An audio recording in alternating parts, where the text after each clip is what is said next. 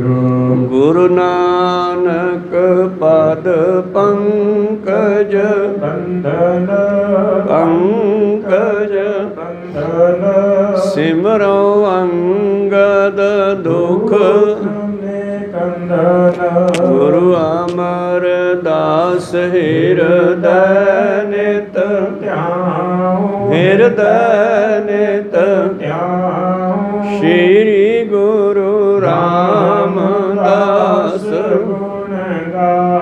गुरु अर्जन विघ्नन के नाशक विघ्नन के नाशक श्री हर गोबिंद सुमत श्री हर राय नमो कर नमो कर श्री हर कृष्ण मनाओ गुरु तेग बहादुर परम कृपाला परम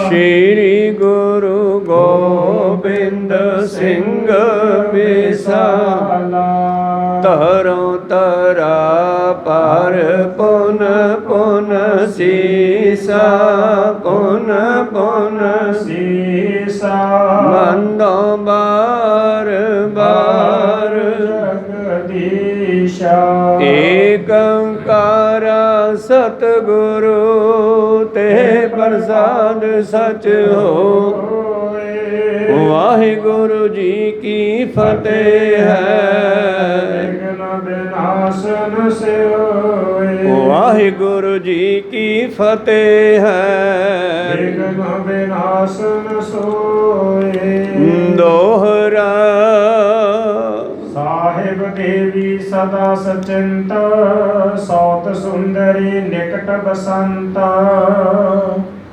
गुर शरीर को चितवन करती निस दिन ध्यान हृदय पत धरती वाहिगुरु जी का खालसा वाहिगुरु जी की फतेह। आओ गुरु प्यारे गुरु सवारे सतसंगी जनो ਆਪਾਂ ਵਿਚਾਰਾਂ ਸਰਵਣ ਕਰ ਰਹੇ ਹਾਂ। ਧੰਨ ਧੰਨ ਸ੍ਰੀ ਗੁਰੂ ਗੋਬਿੰਦ ਸਿੰਘ ਮਹਾਰਾਜ ਹਜ਼ੂਰ ਸਾਹਿਬ ਨੰਦੇੜ ਪਹੁੰਚੇ ਹੋਏ ਹਨ, ਜਿਨ੍ਹਾਂ ਨੇ ਮਾਤਾ ਸੁੰਦਰ ਕੌਰ ਜੀ ਨੂੰ ਦਿੱਲੀ ਛੱਡ ਦਿੱਤਾ ਹੈ ਔਰ ਪਤਾ ਲੱਗਿਆ ਕਿ ਸਹਿਬਦੇਵਾ ਵੀ ਨੰਦੇੜ ਆ ਗਏ ਹਨ ਅਤੇ ਉਹਨਾਂ ਨੂੰ ਵੀ ਵਾਪਸ ਮਾਤਾ ਸੁੰਦਰੀ ਜੀ ਕੋਲ ਭੇਜ ਦਿੱਤਾ ਹੈ।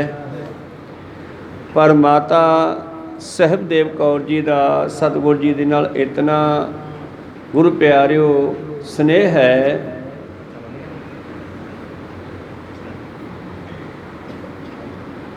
ਕਿ ਗੁਰੂ ਤੋਂ ਵਿਛੜ ਕੇ ਉਹਨਾਂ ਦਾ ਜੀਵਨ ਜਿਹੜਾ ਹੈ ਬਹੁਤ ਹੀ ਚਿੰਤਾ ਭਰਿਆ ਹੋ ਗਿਆ। ਉਹ ਵਿਛੜਨਾ ਨਹੀਂ ਚਾਹੁੰਦੇ ਸੀ, ਪਰ ਸਤਿਗੁਰੂ ਪਾਤਸ਼ਾਹ ਜੀ ਨੇ ਆਉਣ ਵਾਲਾ ਸਮਾਂ ਜਾਣ ਕੇ ਉਹਨਾਂ ਨੂੰ ਵੀ ਆਪਣੇ ਤੋਂ ਅਲੱਗ ਕਰ ਦਿੱਤਾ। ਹੁਣ ਦਿਨ ਰਾਤ ਸਤਿਗੁਰਾਂ ਦੇ ਧਿਆਨ ਵਿੱਚ ਰਹਿੰਦੇ ਆ ਮਾਤਾ ਸਹਿਬਦੇਵਾ ਜੀ ਤਾਂ, ਅਤੇ ਦੂਜੇ ਪਾਸੇ ਮਾਤਾ ਸੁੰਦਰੀ ਜੀ ਜਿਹੜੇ ਹਨ ਉਹਨਾਂ ਨੇ ਇੱਕ ਖੱਤਰੀ ਦਾ ਬੱਚਾ ਜਿਹੜਾ ਹੈ ਉਹਨੂੰ ਸਾਹਿਬਜ਼ਾਦਾ ਅਜੀਤ ਸਿੰਘ ਵਰਗਾ ਜਾਣ ਕੇ ਸਤਿਗੁਰਾਂ ਦੇ ਰਾਹੀਂ ਲੈ ਲਿਆ। ਉਹਨਾਂ ਦਾ ਚਿੱਤ ਬੱਚੇ ਵਿੱਚ ਪਰਚਿਆ ਹੋਇਆ, ਪਰ ਮਾਤਾ ਸਹਿਬਦੇਵਾ ਜੀ ਦਾ ਚਿੱਤ ਜਿਹੜਾ ਸਤਿਗੁਰ ਦੇ ਚਰਨਾਂ ਵਿੱਚ ਲੱਗਿਆ ਹੋਇਆ ਹੈ ਅਤੇ ਸਰੀਰ ਕਰਕੇ ਉਹ ਹੁਣ ਕਮਜ਼ੋਰ ਹੁੰਦੇ ਜਾ ਰਹੇ ਆ, ਭੋਜਨ ਨਹੀਂ ਬਹੁਤਾ ਛਕਦੇ ਗੇ। ਭਾਵੇਂ ਕਿ ਸਤਿਗੁਰਾਂ ਨੇ ਉਹਨਾਂ ਨੂੰ ਕਹਿ ਦਿੱਤਾ ਕਿ ਤੁਸੀਂ ਇਹ ਸਾਡੇ ਸ਼ਾਸਤਰ ਰੱਖੋ ਸਾਂਭ ਕੇ, ਜਦੋਂ ਇਹਨਾਂ ਦੇ ਦਰਸ਼ਨ ਕਰੋਗੇ ਸਾਡੇ ਦਰਸ਼ਨ ਹੋਣਗੇ, ਪਰ ਫਿਰ ਵੀ ਉਹਨਾਂ ਦੇ ਅੰਦਰ ਸਤਿਗੁਰੂ ਜੀ ਦਾ ਜਿਹੜਾ ਸਨੇਹ ਹੈ ਉਹ ਗੁਰੂ ਪਿਆਰਿਓ ਖਿੱਚਾਂ ਪਾਉਂਦਾ ਹੈ। ਆਓ ਇਸ ਕਥਾ ਨੂੰ ਅੱਗੇ ਆਰੰਭ ਕਰਕੇ ਸਰਵਣ ਕਰਦੇ ਹਾਂ। ਉਸ ਤੋਂ ਪਹਿਲਾਂ ਆਪਣੀਆਂ ਅਤੇ ਦਾਸ ਦੀਆਂ ਗੁਰੂ ਚਰਨਾਂ ਵਿੱਚ ਲਵਾਓ ਹਾਜ਼ਰੀਆਂ। ਗੁਰੂ ਕਾ ਬਖਸ਼ਿਆ ਫਤਿਹ ਦਾ ਨਾਅਰਾ ਕਰੋ ਬੁਲੰਦ ਗੱਜ ਕੇ ਆਖੋ ਜੀ ਵਾਹਿਗੁਰੂ ਜੀ ਕਾ ਖਾਲਸਾ ਵਾਹਿਗੁਰੂ ਜੀ ਕੀ ਫਤਿਹ। ਦੋਹਰਾ ਸਾਹਿਬ ਦੇਵੀ ਸਦਾ ਸਚਿੰਤ ਸੌਤ ਸੁੰਦਰੀ ਨਿਕਟ ਬਸੰਤ। ਤੋ ਮਾਤਾ ਸਹਿਬਦੇਵਾ ਜੀ ਹਮੇਸ਼ਾ ਚਿੰਤਾ ਵਿੱਚ ਰਹਿੰਦੇ ਹਨ, ਸਤਿਗੁਰਾਂ ਨੂੰ ਯਾਦ ਕਰਦੇ ਰਹਿੰਦੇ ਆ। ਭਾਵੇਂ ਕਿ ਉਹ ਮਾਤਾ ਸੁੰਦਰੀ ਜੀ ਦੇ ਕੋਲ ਸੇਵਾ ਵਿੱਚ ਹਨ, ਸਿੱਖ ਸੰਗਤਾਂ ਬੜੀ ਸੇਵਾ ਕਰਦੀਆਂ ਹਨ। ਗੁਰ ਸ਼ਰੀਰ ਕੋ ਚਿਤਵਨ ਕਰੀ ਨਿਸ ਦਿਨ ਧਿਆਨ ਹਿਰਦੇ ਪਤ ਧਰੀ ਧਰਤੀ। ਔਰ ਸਤਿਗੁਰੂ ਪਾਤਸ਼ਾਹ ਜੀ ਨੂੰ ਯਾਦ ਕਰਦੀ ਹੈ ਦਿਨ ਰਾਤ ਮਾਤਾ ਸਾਹਿਬ ਦੇਵਾ ਜੀ ਦਾ ਧਿਆਨ ਸਤਿਗੁਰੂ ਗੋਬਿੰਦ ਸਿੰਘ ਜੀ ਦੇ ਚਰਨਾਂ ਵਿੱਚ ਲੱਗਿਆ ਰਹਿੰਦਾ ਜੀ। ਦੁਰਬਲ ਧਨ ਜਿਸ ਕੋ ਹੋਏ ਗਇਓ ਸ਼ੋਕ ਪਰਾਏ ਨ ਚਿਤ ਨਿਤ ਭੈ ਥਾਇਓ। ਔਰ ਗੁਰੂ ਪਿਆਰਿਓ ਜਿਨ੍ਹਾਂ ਦਾ ਸਰੀਰ ਜਿਹੜਾ ਹੈ ਦੁਰਬਲ ਕਮਜ਼ੋਰ ਹੁੰਦਾ ਜਾ ਰਿਹਾ ਹੈ ਔਰ ਹਮੇਸ਼ਾ ਗਮ ਦੇ ਵਿੱਚ ਰਹਿੰਦੇ ਹਨ। ਪੀਤ ਬਦਨ ਆਂਸੂ ਦ੍ਰਿਗ ਗੇਰਤ ਨਹੀਂ ਸਮੀਪ ਕੰਤ ਕੋ ਹੀਰਤ। ਹੁਣ ਜਦੋਂ ਸਾਹਮਣੇ ਸਤਿਗੁਰੂ ਗੋਬਿੰਦ ਸਿੰਘ ਜੀ ਦੇ ਦਰਸ਼ਨ ਨਹੀਂ ਹੁੰਦੇ ਪਹਿਲਾਂ ਦੀ ਤਰ੍ਹਾਂ ਜਹਰਾ ਜਹੂਰ, ਤਾਂ ਜਿਹੜਾ ਹੈ ਚਿਹਰਾ ਪੀਲਾ ਪੈਂਦਾ ਜਾ ਰਿਹਾ ਹੈ, ਅੱਖਾਂ 'ਚੋਂ ਹਮੇਸ਼ਾ ਪਾਣੀ ਵਗਦਾ ਰਹਿੰਦਾ ਹੈ ਜੀ। ਸ਼ਸਤਰ ਦਰਸ਼ਕੈ ਭੋਜਨ ਖਾਵੈ ਅਲਪ ਆਹਾਰ ਕਤੂ ਨਹਿ ਪਾਵੈ। ਭਾਵੇਂ ਕਿ ਸਤਿਗੁਰਾਂ ਦਾ ਹੁਕਮ ਮੰਨਦੇ ਹੋਏ ਸ਼ਸਤਰਾਂ ਦੇ ਦਰਸ਼ਨ ਕਰਕੇ ਮਾਤਾ ਸਾਹਿਬ ਦੇਵਾਂ ਜੀ ਵੀ ਭੋਜਨ ਛਕ ਲੈਂਦੇ ਆ, ਪਰ ਕੁਝ ਵੀ ਚੰਗਾ ਨਹੀਂ ਲੱਗਦਾ। ਇਵੇਂ ਆਪਣੀ ਵੈ ਸਕਲ ਬਿਤਾਈ ਪ੍ਰਿਆ ਪਤ ਮਹਿ ਚਿੰਤ ਬ੍ਰਿਤ ਲਗਾਈ। ਇਉਂ ਰਹਿੰਦੀ ਉਮਰ ਮਾਤਾ ਸਾਹਿਬ ਦੇਵਾ ਜੀ ਨੇ ਸਤਿਗੁਰਾਂ ਜੀ ਦੇ ਧਿਆਨ ਦੇ ਵਿੱਚ ਹੀ ਬਤੀਤ ਕੀਤੀ ਹੈ। ਸੇਪੀ ਸਤੀਆਂ ਜਾਨੀਆਂ ਜੇ ਬਿਰਹਿ ਚੋਟ ਮਿਰਨ, ਜਾਂ ਫਿਰ ਉਹ ਵੀ ਸਤੀਆਂ ਹਨ ਜਿਹੜੀਆਂ ਆਪਣੇ ਪਤੀ ਦੀ ਯਾਦ ਵਿੱਚ ਰਹਿੰਦਾ ਜੀਵਨ ਬਤੀਤ ਕਰਦੇ ਨੇ। ਨਿਤ ਉੱਠ ਸੰਭਾਲਣ ਸਾਈਂ ਆਪਣਾ। ਤੇ ਇਸ ਕਰਕੇ ਮਾਤਾ ਸਾਹਿਬ ਦੇਵਾਂ ਜੀ ਹਮੇਸ਼ਾ ਸਤਿਗੁਰਾਂ ਜੀ ਦੇ ਧਿਆਨ ਦੇ ਵਿੱਚ ਰਹਿਣ ਲੱਗੇ। ਮਾਤ ਸੁੰਦਰੀ ਸਭ ਵਿਵਹਾਰ ਲੈਣ ਦੇਣ ਕੀ ਜੇਤਿਕ ਕਾਰ। ਦੂਜੇ ਪਾਸੇ ਮਾਤਾ ਸੁੰਦਰੀ ਜੀ ਦਾ ਜਿਹੜਾ ਮਨ ਹੈ ਉਹ ਉਸ ਬੱਚੇ ਵਿੱਚ ਪਰਚ ਗਿਆ ਹੈ, ਜਿਹੜਾ ਬੱਚਾ ਉਹਨਾਂ ਨੇ ਕਿਸੇ ਖੱਤਰੀਆਂ ਦਾ ਲਿਆ ਹੈ। ਸਤਿਗੁਰਾਂ ਨੇ ਭਾਵੇਂ ਵਰਜਿਆ ਸੀ ਕਿ ਸੁੰਦਰੀ ਜੀ ਤੁਸੀਂ ਬਾਣੀ ਵਿੱਚ ਧਿਆਨ ਲਾਓ, ਇੰਨਾ ਮੋਹ ਮਮਤਾ ਵਿੱਚ ਨਾ ਪਾਓ, ਪਰ ਮਾਤਾ ਕਹਿਣ ਲੱਗੀ ਮੇਰਾ ਜੀ ਕਿਹਦੇ ਨਾਲ ਲੱਗੇਗਾ, ਤੁਸੀਂ ਵੀ ਚੱਲਿਓ, ਜਾਂ ਤਾਂ ਮੈਨੂੰ ਇਹ ਬੱਚਾ ਦਵਾ ਦਿਓ ਜਾਂ ਮੈਨੂੰ ਨਾਲ ਲੈ ਕੇ ਚੱਲੋ। ਤੇ ਪਾਤਸ਼ਾਹ ਕਹਿੰਦੇ ਚੰਗਾ ਭਾਈ ਤੇਰੀ ਮਰਜ਼ੀ ਹੈ, ਹੋ ਸਕਦਾ ਹੈ ਜੋ ਭਾਣਾ ਵਰਤਣਾ ਉਸ ਨੂੰ ਕੌਣ ਰੋਕ ਸਕਦਾ ਹੈ। ਤੇ ਉਹ ਸਿੱਖਾਂ ਨੇ ਸਤਿਗੁਰਾਂ ਦਾ ਬਚਨ ਮੰਨ ਕੇ ਆਪਣਾ ਬੱਚਾ ਜਿਹੜਾ ਛੋਟਾ ਜਿਹਾ ਸੀਗਾ ਨਾ ਉਹ ਮਾਤਾ ਸੁੰਦਰੀ ਨੂੰ ਦੇ ਦਿੱਤਾ, ਤੇ ਮਾਤਾ ਸੁੰਦਰੀ ਇਸ ਆਰ ਵਿੱਚ ਲੱਗ ਗਈ, ਉਸ ਬੱਚੇ ਦੀ ਪਾਲਣਾ ਪੋਸ਼ਣਾ ਕਰਨ ਲੱਗੇ ਜੀ। ਸੁਤ ਕੇ ਸਮਾਜੀਤ ਸਿੰਘ ਪਾਰੈ ਬਹੁ ਸਨੇਹ ਕਰ ਭੋਜਨ ਖਵਾਰੈ। ਔਰ ਉਸ ਬੱਚੇ ਨੂੰ ਮਾਤਾ ਸੁੰਦਰ ਕੌਰ ਜੀ ਆਪਣੇ ਪੁੱਤਰ ਅਜੀਤ ਸਿੰਘ ਵਰਗਾ ਜਾਣਦੀ ਹੈ ਤੇ ਬੜੇ ਪਿਆਰ ਦੇ ਨਾਲ ਉਸ ਨੂੰ ਭੋਜਨ ਪ੍ਰਸ਼ਾਦਾ ਛਕਾਉਂਦੀ ਹੈ, ਪਾਲਦੀ ਹੈ। ਨਾਨਾ ਵਿਦ ਕੇ ਵਸਤਰ ਬਣਾਵੈ ਨਿਕਟ ਬਿਠਾਏ ਹੀਰ ਪਹਿਰਾਵੈ। ਤਰ੍ਹਾਂ ਤਰ੍ਹਾਂ ਦੇ ਸੁੰਦਰ ਵਸਤਰ ਤਿਆਰ ਕਰਾਉਂਦੇ ਹੈ ਜੋ ਕਿ ਸੰਗਤਾਂ ਵੀ ਆਪਣੇ ਵੱਲੋਂ ਬੜੇ ਸੇਵਾ ਕਰਦੀਆਂ। ਔਰ ਫਿਰ ਸਾਹਿਬਜ਼ਾਦੇ ਨੂੰ ਭਾਵ ਉਸ ਬੱਚੇ ਨੂੰ ਆਪਣੇ ਕੋਲ ਬਿਠਾ ਕੇ ਉਸ ਨੂੰ ਉਹ ਵਸਤਰ ਪਵਾ ਕੇ ਵੇਖਦੀ ਹੈ। ਹੇਮ ਵਿਭੂਖਨ ਬਹੁ ਘਰੇ ਵਾਏ ਲੇ ਮੁਕਤਾ ਕਾ ਨਾਮ ਮੈਂ ਪਾਏ। ਔਰ ਗੁਰੂ ਪਿਆਰਿਓ ਸੋਨਾ ਚਾਂਦੀ ਦਾ ਵੀ ਗੁਰੂ ਘਰ ਵਿੱਚ ਕੋਈ ਅੰਤ ਨਹੀਂ ਹੈ, ਥਾਂ ਨਹੀਂ ਹੈ। ਸੰਗਤਾਂ ਦੇ ਕੋਲੋਂ ਬੇਅੰਤ ਮਾਇਆ ਆਉਂਦੀ ਹੈ। ਸੋਨੇ ਚਾਂਦੀ ਦੇ ਗਹਿਣੇ ਬਣਵਾ ਕਰਕੇ ਉਸ ਬੱਚੇ ਨੂੰ ਪਹਿਨਾਉਣਾ ਕਰਦੇ ਹਨ। ਪਰਚੈ ਤਹਿ ਸੋ ਕਰਤ ਸਨੇਹੂ ਸੂਰਤ ਜਨ ਅਜੀਤ ਸਿੰਘ ਏਹੂ। ਔਰ ਉਸ ਬੱਚੇ ਨਾਲ ਮਾਤਾ ਸੁੰਦਰੀ ਇੰਨੇ ਖਚਤ ਹੋ ਗਏ ਹਨ, ਇੰਨੇ ਪਰਚ ਗਏ ਹਨ ਕਿ ਉਹਨਾਂ ਨੂੰ ਉਸ ਬੱਚੇ ਵਿੱਚੋਂ ਆਪਣਾ ਸਾਹਿਬਜ਼ਾਦਾ ਅਜੀਤ ਸਿੰਘ ਦਿਸਦਾ ਹੈ। ਮੂਲ ਤੁਰੰਗਮ ਚੰਚਲ ਲੀਨ ਬਹੁ ਧਨ ਕੀ ਕਰਵਾਏ ਸਜੀਨ। ਔਰ ਬੜਾ ਸੁੰਦਰ ਘੋੜਾ ਲਿਆਂਦਾ ਗਿਆ। ਜੀਨ ਕਹਿੰਦੇ ਆ ਕਾਠੀ ਨੂੰ, ਬਹੁਤ ਕੀਮਤੀ ਕਾਠੀ ਤਿਆਰ ਕਰਾਈ ਗਈ। ਭਾਵੇਂ ਕਿ ਸਿੰਪਲ ਕਾਠੀ ਵੀ ਘੋੜੇ ਤੇ ਪੈ ਜਾਂਦੀ ਹੈ, ਪਰ ਗੁਰੂ ਘਰ ਦੇ ਵਿੱਚ ਮਾਇਆ ਦਾ ਕੋਈ ਅੰਤ ਨਹੀਂ ਹੈ। ਸੋਨੇ ਦੇ ਪੱਤਰੇ ਵੀ ਚੜ੍ਹ ਜਾਂਦੇ ਹਨ। ਇਸ ਤਰ੍ਹਾਂ ਬੜੀ ਮਹਿੰਗੀ ਕਾਠੀ ਉਸ ਘੋੜੇ ਵਾਸਤੇ ਤਿਆਰ ਕਰਵਾਈ ਆ। ਐ ਚੜਾਈ ਕਰ ਪੁਰ ਮਹਿ ਫੇਰੈ ਗੁਰੂ ਪੁੱਤਰ ਕਹਿ ਸਗਰੇ ਹੀ ਰਹਿ। ਉਸ ਆਪਣੇ ਪਾਲਕ ਜਿਸ ਦਾ ਬੱਚੇ ਦਾ ਨਾਮ ਵੀ ਅਜੀਤ ਸਿੰਘ ਰੱਖ ਲਿਆ, ਉਸ ਘੋੜੇ ਤੇ ਬਿਠਾ ਕਰਕੇ ਗਲੀਆਂ ਦੇ ਵਿੱਚ ਸੇਵਾਦਾਰ ਲੈ ਜਾਂਦੇ ਹਨ। ਤੇ ਸਿੱਖ ਸੰਗਤਾਂ ਦਿੱਲੀ ਦੀਆਂ ਜਾਂ ਹੋਰ ਆਸੇ-ਪਾਸਿਓ ਜੋ ਆਉਂਦੀਆਂ ਉਸ ਬੱਚੇ ਨੂੰ ਗੁਰੂ ਪੁੱਤਰ ਜਾਣ ਕੇ, ਗੁਰੂ ਦਾ ਹੁਕਮ ਜਾਣ ਕੇ ਸਤਿਕਾਰ ਵੀ ਬਹੁਤ ਦਿੰਦੀਆਂ ਹਨ। ਇਸ ਪ੍ਰਕਾਰ ਦਿੱਲੀਪੁਰ ਕਥਾ ਸਰੋਤਾ ਸੁਣੋ ਪ੍ਰੀਤ ਧਰਕ ਤਥਾ। ਇਹ ਤਾਂ ਕਥਾ ਚੱਲ ਰਹੀ ਹੈ ਦਿੱਲੀ ਦੇ ਵਿੱਚ ਕੀ ਹੋ ਰਿਹਾ, ਇਹ ਆਪਾਂ ਅੱਗੇ ਚੱਲ ਕੇ ਗੱਲ ਕਰਾਂਗੇ। ਆਓ ਹੁਣ ਅਬਚਲ ਨਗਰ ਨੰਦੇੜ ਸਾਹਿਬ ਦੀ ਕਥਾ ਆਰੰਭ ਕਰੀਏ ਜੀ। ਦੋਹਰਾ ਅਬਚ ਗਾਥਾ ਅਬਚਲ ਨਗਰ ਕੀ ਸੁਨੋ ਸਿੱਖ ਮਨ ਲਾਏ। ਸਿੰਘ ਨਿਕਟ ਪ੍ਰਭ ਕੀ ਰਹੈ ਇੱਕ ਆਵੈ ਇੱਕ ਜਾਏ। ਹਾਂ ਮੇਰੇ ਪ੍ਰੀਤਮ ਜੀ ਅਬਚਲ ਨਗਰ ਨੰਦੇੜ ਸਾਹਿਬ ਵਸ ਰਹੇ ਹਨ, ਸਿੱਖ ਸੰਗਤਾਂ ਨੂੰ ਤਾਰ ਰਹੇ ਹਨ। ਸਮਾਂ ਬਤੀਤ ਹੁੰਦਾ ਜਾ ਰਿਹਾ ਹੈ ਔਰ ਜਿਵੇਂ ਜਿਵੇਂ ਸੰਗਤਾਂ ਨੂੰ ਪਤਾ ਲੱਗਦਾ, ਸੰਗਤਾਂ ਨੰਦੇੜ ਸਾਹਿਬ ਸਤਿਗੁਰਾਂ ਨੂੰ ਮਿਲਣ ਵਾਸਤੇ ਆ ਜਾ ਰਹੀਆਂ ਹਨ। ਸੁਬਈਆ ਸਾਹਿਬ ਬਹਾਦਰ ਏਕ ਦਿਨਾ ਢਿਕ ਆਏ ਵਿਦਾਹਿਤ ਸ੍ਰੀ ਗੁਰ ਪਾਸੀ। ਇੱਕ ਦਿਨ ਦੀ ਗੱਲ ਹੈ, ਬਹਾਦਰ ਸ਼ਾਹ ਜਿਹੜਾ ਪਿਛਲੇ ਕਈ ਦਿਨਾਂ ਤੋਂ ਨੰਦੇੜ ਸਾਹਿਬ ਰੁਕ ਰਿਹਾ ਸੀ, ਸਤਿਗੁਰਾਂ ਨੂੰ ਮੇਲ ਮਿਲਾਪ ਹੁੰਦਾ ਰਿਹਾ, ਸਤਿਗੁਰਾਂ ਨੂੰ ਮਨਾਉਂਦਾ ਰਿਹਾ, ਕਿਉਂਕਿ ਉਹਨੇ ਸਤਿਗੁਰਾਂ ਦਾ ਵਚਨ ਨਹੀਂ ਮੰਨਿਆ ਸੀਗਾ। ਕਈ ਦਿਨ ਬਤੀਤ ਹੋ ਗਏ। ਇੱਕ ਦਿਨ ਬਹਾਦਰ ਸ਼ਾਹ ਆਇਆ, ਕਹਿਣ ਲੱਗਿਆ ਮਹਾਰਾਜ ਜੀ ਮੈਂ ਆਪਣੇ ਰਾਜ ਪ੍ਰਬੰਧ ਨੂੰ ਵੇਖਣ ਵਾਸਤੇ ਜਾਣਾ ਚਾਹੁੰਦਾ ਹਾਂ, ਮੈਨੂੰ ਆਗਿਆ ਦਿਓ, ਵਿਦਾ ਕਰੋ ਜੀ। ਸੰਗ ਸਮੂਹ ਲੀਏ ਉਮਰਾਵ ਵੱਡੇ ਉਲਮਾਉ ਮਨਾਨਣ ਰਾਸੀ। ਔਰ ਆਪਣੇ ਨਾਲ ਇਹ ਬਹੁਤ ਸਾਰੀਆਂ ਬੇਅੰਤ ਭੇਟਾਵਾਂ, ਆਪਣੇ ਵੱਡੇ ਵਜ਼ੀਰ, ਉਲਮਾਓ ਆਲਮ ਫਾਜ਼ਿਲ ਪਾਕ ਪੜ੍ਹੇ ਲਿਖੇ ਬੰਦੇ ਤੇ ਮਲਾਣੇ ਲੈ ਕੇ ਇਹ ਸਤਿਗੁਰਾਂ ਨੂੰ ਜਾਣ ਤੋਂ ਪਹਿਲਾਂ ਮਿਲਣ ਆਉਂਦਾ ਹੈ ਜੀ। ਜੀਵਨ ਜੀਵ ਜਵਾਹਰ ਜਾਹਰ ਜਉ ਝਮਕੇ ਉੱਡ ਜੈਸੇ ਆਕਾਸੀ। ਔਰ ਇਸ ਦੇ ਵਸਤਰ ਬੜੇ ਕੀਮਤੇ ਹਨ ਔਰ ਰਾਜੇ ਮਹਾਰਾਜੇ ਗਹਿਣੇ ਵੀ ਪਾਉਂਦੇ ਹੈ, ਗਲ ਦੇ ਵਿੱਚ ਵੀ ਸੋਨੇ ਦੇ ਕਾਂਠੇ ਵਗੈਰਾ ਪਹਿਲਾਂ ਪਾਇਆ ਜਾਂਦੇ ਸਨ ਔਰ ਕਲਗੀਆਂ ਵੀ ਲਾਉਂਦੇ ਆ, ਉਹ ਵੀ ਚਮਕਦੀਆਂ ਹਨ। ਇਸ ਕਰਕੇ ਇਹਦੇ ਸਰੀਰ ਤੇ ਪਹਿਨੇ ਵਸਤਰ ਬੜੇ ਚਮਕਦੇ ਹਨ, ਬੜੇ ਸੂਖਮ ਹਨ। ਸੂਖਮ ਕੋਸ਼ਿਸ਼ ਪਾਏ ਸਰੀਰ ਹੈ ਵੀਰ ਤਜੀਰ ਤਰੀਰ ਦੁੱਧ ਪ੍ਰਕਾਸੀ। ਇਸ ਤਰ੍ਹਾਂ ਗੁਰੂ ਪਿਆਰਿਓ ਇਹ ਬਹਾਦਰ ਸ਼ਾਹ ਜਿਹੜਾ ਹੈ ਸਤਿਗੁਰਾਂ ਨੂੰ ਮਿਲਣ ਆਉਂਦਾ ਤੇ ਸਤਿਗੁਰੂ ਪਾਤਸ਼ਾਹ ਜੀ ਤਿਆਰ ਪ੍ਰਤਿਆਰ ਹੋ ਕੇ ਦੀਵਾਨ ਵਿੱਚ ਸਜੇ ਹਨ। ਆਥਣ ਬੰਦ ਕਰੀ ਅਭਿਮੰਦਨ ਨੌ ਰੰਗ ਨੰਦਨ ਬੈਠ ਗਇਓ। ਹਾਂ ਧੰਨ ਗੁਰੂ ਗੋਬਿੰਦ ਸਿੰਘ ਜੀ ਮਹਾਰਾਜ ਨੂੰ ਹੱਥ ਬੰਨ੍ਹ ਕੇ ਨਮਸਕਾਰ ਕਰੀ।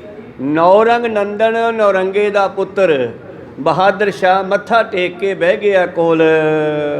ਕੈ ਸਨਮਾਨ ਬਖਾਨਤ ਸੀ ਗੁਰ ਸ਼ਾਹੋ ਕਹੋ ਸੁਭ ਰਾਜ ਥਇਓ। ਔਰ ਬੜੇ ਹੀ ਸਤਿਕਾਰ ਦੇ ਨਾਲ ਧੰਨ ਗੁਰੂ ਗੋਬਿੰਦ ਸਿੰਘ ਜੀ ਨੂੰ ਨਮਸਕਾਰ ਮੱਥਾ ਟੇਕਦਾ ਤੇ ਸਤਿਗੁਰੂ ਪਾਤਸ਼ਾਹ ਵੀ ਇਹਨੂੰ ਸਨਮਾਨ ਨਾਲ ਬੁਲਾਉਂਦੇ ਹਨ ਔਰ ਕਹਿੰਦੇ ਹਨ ਆਓ ਸ਼ਾਹ, ਠੀਕ ਚੱਲ ਰਿਹਾ ਰਾਜ ਤੇਰਾ।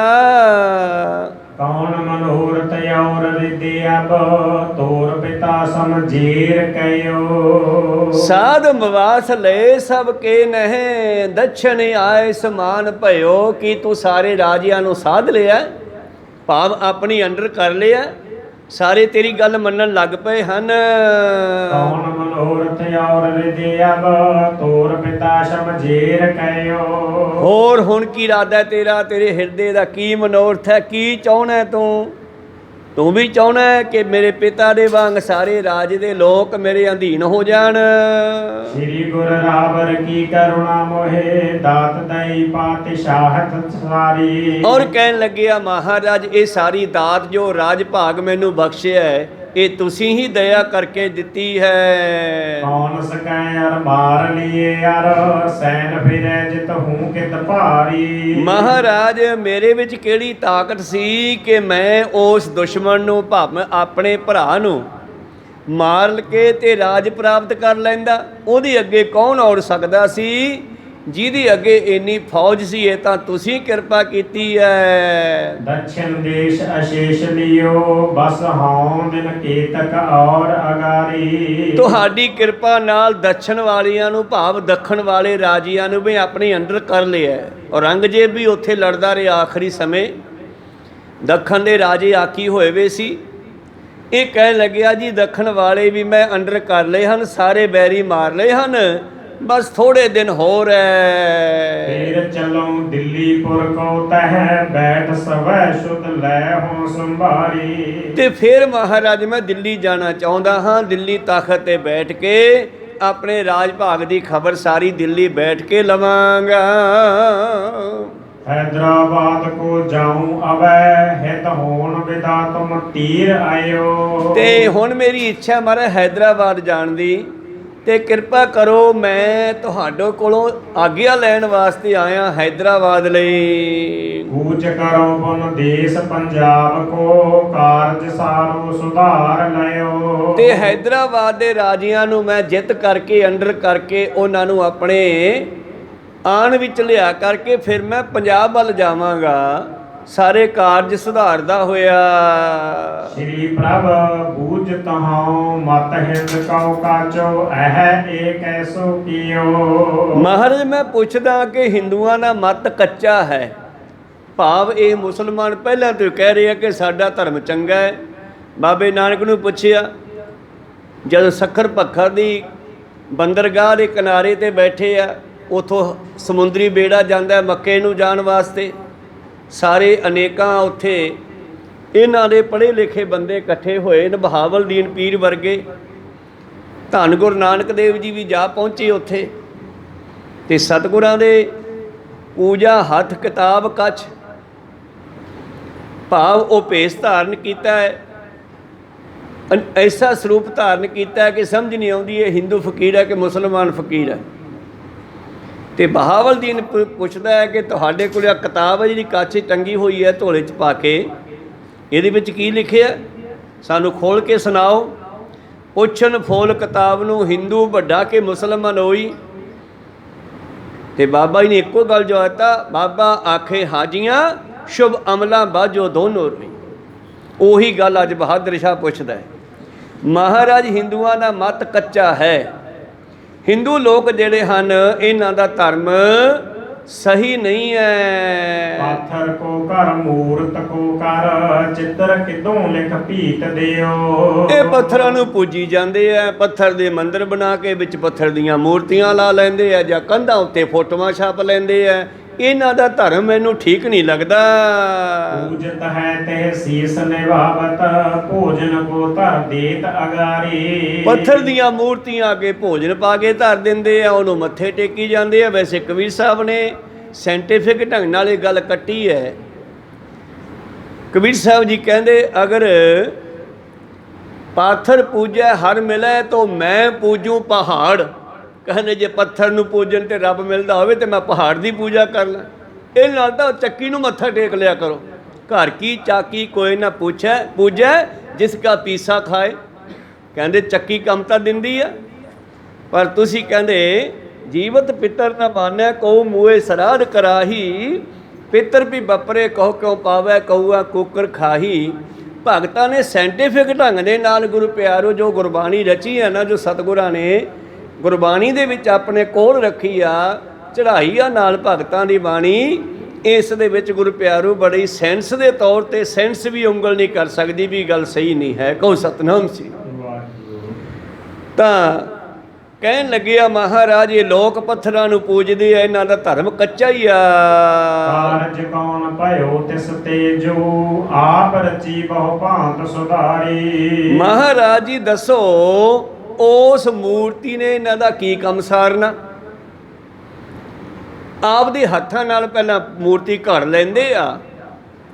ਕਬੀਰ ਸਾਹਿਬ ਜੀ ਕਹਿੰਦੇ ਜੋ ਇਹ ਮੂਰਤ ਸਾਚੀ ਹੈ ਤਾਂ ਘੜਨਹਾਰੇ ਖਾਓ। ਜੇ ਕਹਿੰਦੇ ਮੂਰਤ ਵਿੱਚ ਕੋਈ ਪਾਵਰ ਹੈ ਨਾ, ਤੇ ਜਿਸ ਵੇਲੇ ਮਿਸਤਰੀ ਨੇ ਇਸ ਮੂਰਤੀ ਨੂੰ ਤਿਆਰ ਕੀਤਾ, ਇਹਦੀ ਛਾਤੀ ਉੱਤੇ ਬੈਠ ਕੇ ਛੈਣੀ ਨਾਲ ਇਹਦਾ ਮੂੰਹ ਬਣਾਇਆ ਘੜ ਕੇ, ਤੇ ਫਿਰ ਸਭ ਤੋਂ ਪਹਿਲਾਂ ਮੂਰਤੀ ਉੱਠ ਕੇ ਮਿਸਤਰੀ ਨੂੰ ਖਾ ਜਾਂਦੀ, ਮੇਰੇ ਉੱਤੇ ਬੈਠਾ। ਭਾਵ ਵਿੱਚ ਕੋਈ ਤਾਕਤ ਨਹੀਂ ਹੈ। ਤਾਂ ਕਹਿਣ ਲੱਗੇ ਆਪਦੇ ਹੱਥਾਂ ਨਾਲ ਹੀ ਘੜ ਕੇ ਫਿਰ ਆਪ ਹੀ ਉਹਨੂੰ ਮੱਥੇ ਟੇਕੀ ਜਾਂਦੇ ਆ। ਸਿੰਚਿਤ ਹਾਥਨ ਤੇ ਛਿਤ ਪੈ ਕਿਮ ਜਾਏ ਵਡੇਰਨ ਪੈ ਚਲ ਬਾਰੀ। ਔਰ ਹੱਥਾਂ ਨਾਲ ਧਰਤੀ ਦੇ ਛਿੱਟੇ ਮਾਰਦੇ ਆ, ਉਹ ਪਾਣੀ ਦੇ ਕਹਿੰਦੇ ਵੱਡੇ ਵਡੇਰਿਆਂ ਕੋਲ ਪਹੁੰਚ ਜਾਂਦਾ। ਆ ਜਦੋਂ ਗੰਗਾ ਦੇ ਵਿੱਚ ਖੜੇ ਹੋ ਕੇ ਇਦਾਂ ਕਰਕੇ ਪਾਣੀ ਡੋਲਦੇ ਆ, ਸਾਹਮਣੇ ਥੱਲੇ ਡਿੱਗੀ ਜਾਂਦਾ ਗੰਗਾ 'ਚ, ਪਰ ਉਹਨੂੰ ਅਣਦੇਖਿਆ ਕਰਕੇ ਕਹਿੰਦੇ ਇਹ ਸਾਡੇ ਪਿੱਤਰਾਂ ਕੋਲ ਜਾ ਰਹੇ ਆ। ਬ੍ਰਾਹਮਣਾਂ ਨੇ ਜੋ ਕਹਿਤਾ ਬਸ ਅੰਨੇ ਹੋ ਕੇ ਮੰਨੀ ਜਾਂਦੇ ਆ। ਦਿਸਦਾ ਸਾਹਮਣੇ ਡਿੱਗਦਾ ਦਿਸ ਰਿਹਾ, ਪਰ ਨਹੀਂ ਕਹਿੰਦੇ ਉੱਥੇ ਜਾ ਰਿਹਾ। ਕਾਹਦੇ ਵਾਸਤੇ? ਤੁਸੀਂ ਕੀ ਕਰ ਰਹੇ ਹੋ? ਇਹ ਕਹਿੰਦੀ ਅਸੀਂ ਇਹ ਧਰਮਰਾਜ ਦੇ ਬਾਪ ਨੂੰ ਜਿਹੜਾ ਹੈ ਪਾਣੀ ਦਿੰਦੇ ਆ। ਸੂਰਜ ਦਾ ਪੁੱਤਰ ਹੈ ਧਰਮਰਾਜ।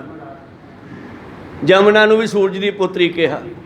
ਕਹਿੰਦੇ ਸੂਰਜ ਦਾ ਪੁੱਤਰ ਹੈ ਧਰਮਰਾਜ, ਅਸੀਂ ਧਰਮਰਾਜ ਦੇ ਪਿਓ ਨੂੰ ਪਾਣੀ ਦਿੰਦੇ ਆ, ਉਹ ਸਾਡੇ ਬੁੜਿਆਂ ਨੂੰ ਪਾਣੀ ਦੇ ਦੂਗਾ। ਕਹੋ ਸਤਨਾਮ। ਧੰਨ ਧੰਨ ਸ਼੍ਰੀ ਗੁਰੂ ਨਾਨਕ ਪਾਤਸ਼ਾਹ ਪਹੁੰਚ ਗਏ ਗੰਗਾ ਤੇ। ਪੁੱਛਿਆ ਵੀ ਕੀ ਕਰਦੇ ਹੋ? ਕਹਿੰਦੇ ਪਿੱਤਰਾਂ ਨੂੰ ਪਾਣੀ ਦਿੰਦੇ ਆ। ਕਹਿੰਦੇ ਬਹੁਤ ਠੀਕ ਆ। ਔਰ ਪਾਤਸ਼ਾਹ ਕਿਨਾਰੇ ਤੇ ਖੜ ਗਏ, ਉਹਨਾਂ ਕੰਨੀ ਪਿੱਠ ਕਰਕੇ ਦਵਾ ਦਵ ਬੁੱਕ ਦੇ ਨਾਲ ਪਾਣੀ ਸਿੱਟਣਾ ਸ਼ੁਰੂ ਕੀਤਾ ਬਾਹਰ ਨੂੰ। ਕਹਿੰਦੇ ਵੀ ਆਹ ਤਾਂ ਕਮਲਾ ਹੀ ਆ ਯਾਰ, ਹੈ ਆਪਾਂ ਤਾਂ ਪਾਣੀ ਦੇਈ ਜਾਂਦੇ ਆ, ਥੱਲੇ ਸਿੱਟੀ ਜਾਂਦਾ।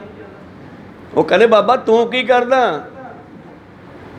ਕਹਿੰਦੇ ਕਰੀ ਚਲੋ ਮੈਂ ਆਪਦਾ ਕੰਮ ਕਰਦਾ। ਕਹਿੰਦੇ ਦੱਸਦਾ ਸੀ ਕੀ ਕਰਦਾ? ਕਹਿੰਦਾ ਮੈਂ ਆਇਆ ਥੋੜ੍ਹੀ ਦੂਰੀ ਤੋਂ ਨਨਕਾਣਾ ਸਾਹਿਬ ਤੋਂ, ਉੱਥੇ ਮੈਂ ਇਕੱਲਾ ਹੀ ਹਾਂ, ਮਾਂ ਪਿਓ ਦਾ ਪੁੱਤਰ, ਜ਼ਮੀਨ ਫਸਲ ਕਣਕ ਬੀਜ ਕੇ ਆਇਆ ਸੀਗਾ। ਮੈਂ ਸੋਚਿਆ ਮੈਂ ਵੀ ਪਾਣੀ ਲਾ ਦਿਆਂ ਕਣਕ ਨੂੰ। ਹੁਣ ਇੰਨੀ ਕੁ ਤਾਂ ਮੱਤ ਲੋਕਾਂ ਦੀ ਕੰਮ ਕਰਦੀ ਸੀ ਨਾ, ਜਿਹੜੀ ਬ੍ਰਾਹਮਣਾਂ ਨੇ ਬਾਹਲੇ ਉੱਚੇ ਦਰਜੇ ਦੀਆਂ ਗੱਲਾਂ ਕਹਿਤੀਆਂ, ਉੱਥੇ ਕੰਮ ਨਹੀਂ ਚੱਲਿਆ, ਉੱਥੇ ਮੱਤ ਨਹੀਂ ਪਹੁੰਚੀ, ਤਾਂ ਲੋਕਾਂ ਨੇ ਅੱਖਾਂ ਮੀਚ ਕੇ ਮੰਨ ਲਿਆ। ਇੰਨੀ ਗੱਲ ਸਮਝ ਆ ਗਈ। ਜਿਹੜੇ ਪਾਣੀ ਦੇ ਰਹੇ ਸੀ ਗੰਗਾ 'ਚ ਖੜੇ, ਉਹ ਕਹਿੰਦੇ ਬਾਬਾ ਕਿੱਥੇ ਨਨਕਾਣਾ ਸਾਹਿਬ ਤੇ ਕਿੱਥੇ ਗੰਗਾ, ਇਹ ਪਾਣੀ ਕਿਵੇਂ ਪਹੁੰਚੂਗਾ? ਅੱਛਾ ਭਾਈ ਤੁਸੀਂ ਪਾਣੀ ਕਿਹਨੂੰ ਦਿੰਦੇ ਹੋ? ਕਹਿੰਦੇ ਸੂਰਜ ਨੂੰ। ਸੂਰਜ ਕਿੰਨੀ ਦੂਰ ਆ? ਸਾਇੰਟੀਫਿਕ ਢੰਗ ਨਾਲ ਦੱਸੋ। ਤੇ ਉਹ ਬ੍ਰਾਹਮਣ ਜਿਹੜੇ ਪੜ੍ਹੇ ਲਿਖੇ ਸੀਗੇ ਉਹਨੂੰ ਦੱਸਦਾ ਵੀ ਇੰਨੇ ਲੱਖ ਯੋਜਨ ਆ। ਕਹਿੰਦੇ ਪਹਿਲਾਂ ਤਾਂ ਇੰਨੇ ਲੱਖ ਯੋਜਨ ਦੂਰ ਆ, ਫਿਰ ਸੂਰਜ ਗਰਮੈਸ਼ ਹੈ, ਫਿਰ ਸੂਰਜ ਉੱਚੇ ਥਾਂ ਹੈ, ਪਾਣੀ ਨੀਵੇਂ ਥਾਂ ਨੂੰ ਜਾਂਦਾ। ਜੇ ਮੈਂ ਇੱਥੋਂ ਗੰਗਾ 'ਚੋਂ ਖਾਲ ਕੱਢ ਕੇ ਲੈ ਜਾਂ ਤੇ ਮੈਂ ਕਿਤੇ ਨਨਕਾਣਾ ਸਾਹਿਬ ਪਾਣੀ ਪਹੁੰਚਾ ਦੂੰਗਾ ਖੇਤਾਂ 'ਚ ਆਪਣੇ 'ਚ, ਪਰ ਸੋਡਾ ਪਾਣੀ ਕਿਤੇ ਨਹੀਂ ਪਹੁੰਚਦਾ। ਕਈ ਲੋਕਾਂ ਦਾ ਦਿਮਾਗ ਘੁੰਮਿਆ ਵੀ ਗੱਲ ਬਾਬੇ ਦੀ ਸਹੀ ਆ ਯਾਰ, ਆਪਾਂ ਸਾਰੇ ਮੂਰਖਾਂ। ਕਹੋ ਸਤਨਾਮ ਸੀ। ਤੇ ਸਾਰੇ ਲੋਕ ਗੁਰੂ ਪਿਆਰੋ ਛੱਡ ਕੇ ਪਾਣੀ ਦੇਣਾ ਤੇ ਵਾਪਸ ਗੁਰੂ ਨਾਨਕ ਪਾਤਸ਼ਾਹ ਕੋਲ ਆ ਕੇ ਬੈਠ ਗਏ। ਫਿਰ ਉੱਥੇ ਹੋਰ ਵੀ ਕਥਾ ਵਾਰਤਾ ਹੋਈਆਂ, ਖੈਰ ਆਪਾਂ ਉੱਧਰ ਨਾ ਜਾਈਏ।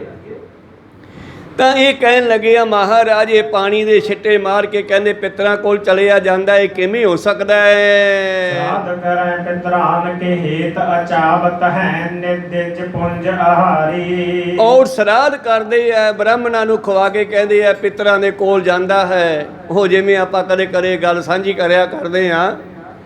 ਗੁਰੂ ਪਿਆਰਿਓ, ਇੱਕ ਬ੍ਰਾਹਮਣ ਸਰਾਧ ਖਾਣ ਆ ਗਿਆ ਤੇ ਉਹਨਾਂ ਦੇ ਘਰ ਘੋੜੀ ਖੜੀ ਆ। ਜਦ ਘੋੜੀ ਖੜੀ ਆ ਦੇਖਿਆ ਵੀ ਬੁੜਾ ਤਾਂ ਮਰ ਗਿਆ ਤੇ ਜਵਾਕ ਨਿੱਕਾ ਜਿਹਾ ਤੇ ਮਾਈ ਹੈ, ਤੇ ਇਹਨਾਂ ਦੇ ਘੋੜੀ ਕਿਸ ਕੰਮ ਹੈ, ਕਿਉਂ ਨਾ ਆਪਾਂ ਲੈ ਲਈਏ। ਜਦ ਦੂਜੇ ਤੀਜੇ ਦਿਨ ਆਇਆ ਤੇ ਮਾਈ ਕਹਿੰਦੀ ਕੀ ਹਾਲ ਹੈ ਸਾਡੇ ਬਜ਼ੁਰਗਾਂ ਦਾ? ਮਾਈ ਬਾਕੀ ਤਾਂ ਠੀਕ ਹੈ। ਉਹ ਕਹਿੰਦਾ ਸੀ ਇਹ ਤੁਰਨਾ ਫਿਰਨਾ ਜਾਂ ਔਖਾ, ਜੇ ਘੋੜੀ ਭੇਜਦੇ ਪੰਡਤ। ਬੇਬੇ ਨੇ ਵੀ ਸਰਸਰੀ ਸਮਝ ਲਈ ਗੱਲ, ਕਹਿੰਦੇ ਕੋਈ ਨਹੀਂ ਪੰਡਤ ਜੀ ਭੇਜ ਦਿਓ, ਫਿਰ ਖੜੀ ਆ ਬੇਲੀ, ਹੁਣ ਸਾਡੇ ਕਿਸ ਕੰਮ। ਚਲੋ ਠੀਕ ਆ ਮਨਸਾ ਦਿਓ। ਦੂਜੇ ਤੀਜੇ ਦਿਨ ਫਿਰ ਆਇਆ ਸਰਾਧ ਖਾਣ। ਸਰਾਧ ਖਾ ਕੇ ਰੋਟੀ ਖਾ ਕੇ ਕਹਿਣ ਲੱਗਿਆ ਮਾਤਾ ਫਿਰ ਘੋੜੀ ਭੇਜ ਦਈਏ? ਭੇਜ ਦਿਓ ਬਾਬਾ ਜੀ, ਮਨਸ ਦਿਓ। ਚੂੜੀ 'ਚ ਪਾਣੀ ਪਾ ਕੇ ਬੰਦੇ ਨੂੰ ਪਹਿਲਾਂ ਕਾਬੂ ਕਰ ਲੈਂਦੇ ਆ ਵੀ ਮੁੱਕਰ ਨਾ ਜਾਵੇ, ਇਹਨੂੰ ਕਹਿੰਦੇ ਆ ਕਸਮ ਪਾਉਣੀ। ਚੂੜੀ 'ਚ ਪਾਣੀ ਪਾ ਕੇ ਤੇ ਮਨਸਾ ਲਈ ਘੋੜੀ, ਤੇ ਘੋੜੀ ਦੀ ਲਗਾਮ ਖੋਲੀ ਤੇ ਘਰੇ ਚਲਿਆ ਗਿਆ। ਬੱਚਾ ਵੇਖਦਾ ਰਿਹਾ। ਹੁਣ ਬੱਚੇ ਦਾ ਦਿਮਾਗ ਘਰੇ ਰਹਿੰਦੇ ਆ, ਘੁੰਮਣ ਲੱਗਿਆ ਵੀ ਯਾਰ ਇਹ ਤੁਰਿਆ ਤਾਂ ਇੱਥੇ ਫਿਰਦਾ, ਘੋੜੀ ਤੇ ਬਾਬੇ ਕੋਲ ਗਈ ਤਾਂ ਹੈ ਨਹੀਂ ਬਾਪੂ ਕੋਲੇ। ਇਸ ਨੇ ਕਈ ਵਾਰੀ ਵੇਖਿਆ ਵੀ ਘੋੜੀ ਤਾਂ ਇੱਥੇ ਲਈ ਫਿਰਦਾ। ਇੱਕ ਦਿਨ ਪੁੱਛਿਆ ਬਾਬਾ ਜੀ ਇਹ ਘੋੜੀ ਭੇਜੀ ਤਾਂ ਹੈ ਨਹੀਂ? ਉਹ ਭੇਜਤੀ ਦੂਜੀ ਆਟੇ ਦੀ ਬਣਾ ਕੇ ਭੇਜਤੀ। ਕਹਿੰਦਾ ਆਟੇ ਦੀ ਭੇਜਣੀ, ਫਿਰ ਸਾਡੀ ਕੋਲ ਲੈ ਕੇ ਗਿਆ ਤੂੰ। ਹੁਣ ਜਵਾਕ ਦਾ ਦਿਮਾਗ ਘੁੰਮਿਆ ਵੀ ਇਹ ਘੋੜੀ ਵਾਪਸ ਕਿਵੇਂ ਲਈਏ। ਸੋਚਦਾ ਰਿਹਾ। ਲੋੜ ਕਾਢ ਦੀ ਮਾਂ ਹੈ, ਕਾਢ ਨਿਕਲੀ। ਕਿਤੇ ਅਗਲੇ ਸਾਲ ਉਹ ਸਰਾਧ ਖਾਣ ਆਇਆ। ਸਰਾਧ ਖਵਾ ਖੂ ਕੇ ਫਿਰ ਗੱਲਾਂ ਚੱਲੀਆਂ, ਕੀ ਹਾਲ ਆ ਸਾਡੇ ਬਜ਼ੁਰਗਾਂ ਦਾ? ਇਹ ਤਾਂ ਅਗਲੀ ਹੀ ਗੁਰੂ ਪਿਆਰੋ ਸਕਿੰਟ ਜਾਂ ਅਗਲੇ ਹੀ ਮਿੰਟ ਥੋੜ੍ਹੇ ਸਮੇਂ ਬਾਅਦ ਸਾਡੀ ਰੂਹ ਕਿਤੇ ਹੋਰ ਜਨਮ ਲੈ ਲੈਂਦੀ ਹੈ ਫੁਰਨੇ ਮੁਤਾਬਕ। ਪਰ ਉਹਨਾਂ ਦੀਆਂ ਰੀਤੀ ਰਿਵਾਜਾਂ ਬਣਾਈਆਂ ਲੋਕਾਂ ਦੇ ਦਿਮਾਗ ਕੁੱਟ ਕੇ ਭਰੀਆਂ, ਜਿਹੜੀਆਂ ਹਜੇ ਨਿਕਲੀਆਂ ਨਹੀਂ। ਸਰਾਧ ਖਾਣ ਤੋਂ ਬਾਅਦ ਉਹ ਬੱਚਾ ਕਹਿਣ ਲੱਗਿਆ ਰਾਤ ਮੈਨੂੰ ਬਾਪੂ ਮਿਲਿਆ ਸੀਗਾ। ਅੱਛਾ ਕੀ ਕਹਿੰਦਾ ਸੀ ਪੁੱਤ? ਉਹ ਮੇਰਾ ਬਾਪੂ ਫੀਮ ਖਾਂਦਾ ਸੀ, ਉਹ ਕਹਿੰਦਾ ਵੀ ਪੁੱਤ ਫੀਮ ਮੁੱਕੀ ਪਈ ਆ ਜੀ, ਥੋੜ੍ਹੀ ਭੇਜ ਦਿਓ। ਆਪਾਂ ਭੇਜ ਦਿਆਂਗੇ ਬੇਟੇ, ਕੋਈ ਨਹੀਂ, ਕੱਲ ਪਰਸੋਂ ਨੂੰ ਮੈਂ ਆਊਂਗਾ, ਦੁਬਾਰੇ ਭੇਜ ਦਿਓ। ਠੀਕ ਹੈ। ਪਾਈ ਆ ਪੱਕੀ ਫੀਮ ਦੀਆਂ ਗੋਲੀਆਂ ਬਣਾ ਕੇ ਰੱਖ ਲਈਆਂ, ਤੋਲੇ ਤੋਲੇ ਦੀਆਂ ਬਾਟੀ 'ਚ ਪਾ ਲਈਆਂ, ਪ੍ਰਸ਼ਾਦਾ ਛਕ ਲਿਆ। ਲੈ ਬਾਪੂ ਆ ਵੀ ਭੇਜ ਦੇ ਫਿਰ। ਕਹਿੰਦੇ ਲਿਓ। ਹੁਣ ਬਾਟੀ ਉੱਚੀ ਆ, ਖੜਾ ਬੱਚਾ, ਇਹ ਬੈਠਾ, ਇਹਨੇ ਹੱਥ ਕੀਤਾ, ਉਹਨੂੰ ਚੱਕ ਕੇ ਗੋਲੀ ਧਰਤੀ ਹੱਥ 'ਤੇ। ਸੀ ਤਾਂ ਤੋਲੇ ਭਰਦੀ, ਪਰ ਘੋੜੀ ਪਚਾਉਣੀ ਸੀ, ਇਸ ਕਰਕੇ ਖਾਣੀ ਪਈ। ਟੱਪ ਗਈ, ਪਾਣੀ ਪੀ ਗਿਆ। ਲੈ ਹੋਰ ਲਓ। ਨਹੀਂ ਨਹੀਂ ਇੰਨੀ ਬਹੁਤ ਆ। ਇੰਨੀ ਨਹੀਂ, ਪਾਈਆ ਭੇਜਣੀ ਆ, ਸਾਰੀ ਬਾਟੀ ਭੇਜਣੀ ਆ। ਰੋਜ਼ ਰੋਜ਼ ਕਿੱਥੇ ਭੇਜਦੇ ਫਿਰਾਂਗੇ, ਤੈਨੂੰ ਕੀ ਹੋਣਾ? ਹੁਣ ਉਹਨੂੰ ਪਤਾ ਵੀ ਜੰਟ ਤਾਂ ਮੇਰੇ ਢਿੱਡ 'ਚ, ਇਹ ਤਾਂ ਤੋਲਾ ਹੀ ਨਾੜਾਂ ਇਕੱਠੀਆਂ ਕਰ ਦੂਗਾ, ਤੇ ਬਾਟੀ ਤਾਂ ਕਿੱਥੇ। ਹੁਣ ਉਹ ਬੱਚਾ ਕਹੇ ਵੀ ਖਾ ਸਾਰੀ, ਉਹ ਕਹਿੰਦਾ ਮੈਂ ਨਹੀਂ ਖਾਂਦਾ। ਉਹ ਕਹਿੰਦਾ ਇੰਨੀ ਬਹੁਤ ਆ, ਕਹਿੰਦਾ ਸਾਰੀ ਭੇਜਣੀ ਆ। ਜਦਾਈ ਹੋ ਗਈ। ਅਖੀਰ ਬੱਚਾ ਕਹਿੰਦਾ ਜੇ ਇਹ ਨਹੀਂ ਜਾਂਦੀ, ਉਹ ਗੁੱਸੇ 'ਚ ਕਹਿੰਦਾ ਇਹ ਨਹੀਂ ਜਾਂਦੀ ਯਾਰ ਉੱਥੇ। ਕਹਿੰਦਾ ਜੇ ਇਹ ਨਹੀਂ ਜਾਂਦੀ, ਘੋੜੀ ਵੀ ਨਹੀਂ ਗਈ, ਜਾਂ ਤਾਂ ਘੋੜੀ ਉੱਥੇ ਬੰਨ੍ਹ ਜਾਂ ਸਾਰੀ ਖਾ। ਫਿਰ ਮਰਦਾ ਕੀ ਨਾ ਕਰਦਾ, ਚੁੱਪ ਕਰਕੇ ਘੋੜੀ ਬੰਨ੍ਹ ਕੇ ਤੁਰ ਗਿਆ। ਤੋ ਇਹ ਰੀਤੀ ਰਿਵਾਜ ਜਿਹੜੇ ਪੁਰਾਣੇ ਚਲਾਏ ਹੋਏ ਇਹਨਾਂ ਲੋਕਾਂ ਨੇ, ਕੁੱਟ-ਕੁੱਟ ਕੇ ਲੋਕਾਂ ਦੇ ਦਿਮਾਗ 'ਚ ਭਰੇ ਆ। ਹੌਲੀ ਹੌਲੀ ਨਿਕਲਣਗੇ, ਜਿਵੇਂ ਜਿਵੇਂ ਗੁਰੂ ਪਾਤਸ਼ਾਹ ਕਿਰਪਾ ਕਰਨਗੇ ਬਾਣੀ ਰਾਹੀਂ। ਕਹਿਣ ਲੱਗੇ ਮਹਾਰਾਜ, ਇਹ ਲੋਕ ਜਿਹੜੇ ਸਰਾਧ ਕਰਦੇ ਹਨ, ਕੀ ਉੱਥੇ ਜਾਂਦੇ ਆ? ਤੀਸਰੇ ਔਰ ਸੁਨੋ ਗੁਰ ਸਾਹਿਬ, ਹਿੰਦਨ ਕੋ ਮਤ ਹੈ ਜਿਮ ਕਾਚਾ। ਤੀਜੀ ਗੱਲ ਹੋਰ ਸੁਣੋ, ਜਿਵੇਂ ਇਹਨਾਂ ਦਾ ਧਰਮ ਮੈਨੂੰ ਚੰਗਾ ਨਹੀਂ ਲੱਗਦਾ। ਮੇਵਾ ਅਜੇਜ ਕੈ ਖੰਡ ਆਉ ਕੀਓ, ਮੈਂ ਜੋ ਤਿਲ ਡਾਲਤ ਏਕ ਜਾਉ ਰਾਚਾ। ਔਰ ਫਿਰ ਮੇਵੇ ਪਾ ਕੇ, ਖੰਡ ਘਿਓ ਪਾ ਕੇ, ਜੌਂ ਤਿਲ ਆਦਿ ਪਾ ਕਰਕੇ, ਇਹ ਜਦੋਂ ਆਗ ਮੈਂ ਪਾਏ ਕੈ ਸਵਾਹ ਕਰੈ, ਤਿਨ ਲਈ ਫਲ ਫੇਰ ਮੁਨੀਨ ਬੋ ਬਾਚਾ। ਔਰ ਇੰਨੀ ਸਮੱਗਰੀ ਮਿਕਸ ਕਰਕੇ, ਮੇਵੇ ਵਿੱਚ ਬਦਾਮ, ਵਿੱਚ ਕਾਜੂ, ਵਿੱਚ ਚੁਹਾਰੇ ਵਗੈਰਾ ਪਾ ਕੇ, ਸਤਨਾਜਾ ਜਿਹਾ ਬਣਾ ਕੇ, ਵਿੱਚ ਤਿਲ ਪਾ ਕੇ, ਵਿੱਚ ਜਿਉਂ ਪਾ ਕੇ, ਤੇ ਉਹਨੂੰ ਅੱਗ 'ਚ ਪਾ ਕੇ ਸਵਾਹ ਸਵਾਹ ਕਰੀ ਜਾਂਦੇ ਆ। ਦੱਸ ਉਹਦਾ ਕੀ ਫਾਇਦਾ ਮਹਾਰਾਜ? ਮੈਨੂੰ ਇਹ ਗੱਲ ਦੱਸੋ ਵੀ ਇਹ ਚੰਗੀ ਗੱਲ ਇਹਨਾਂ ਦੀ ਕੋਈ?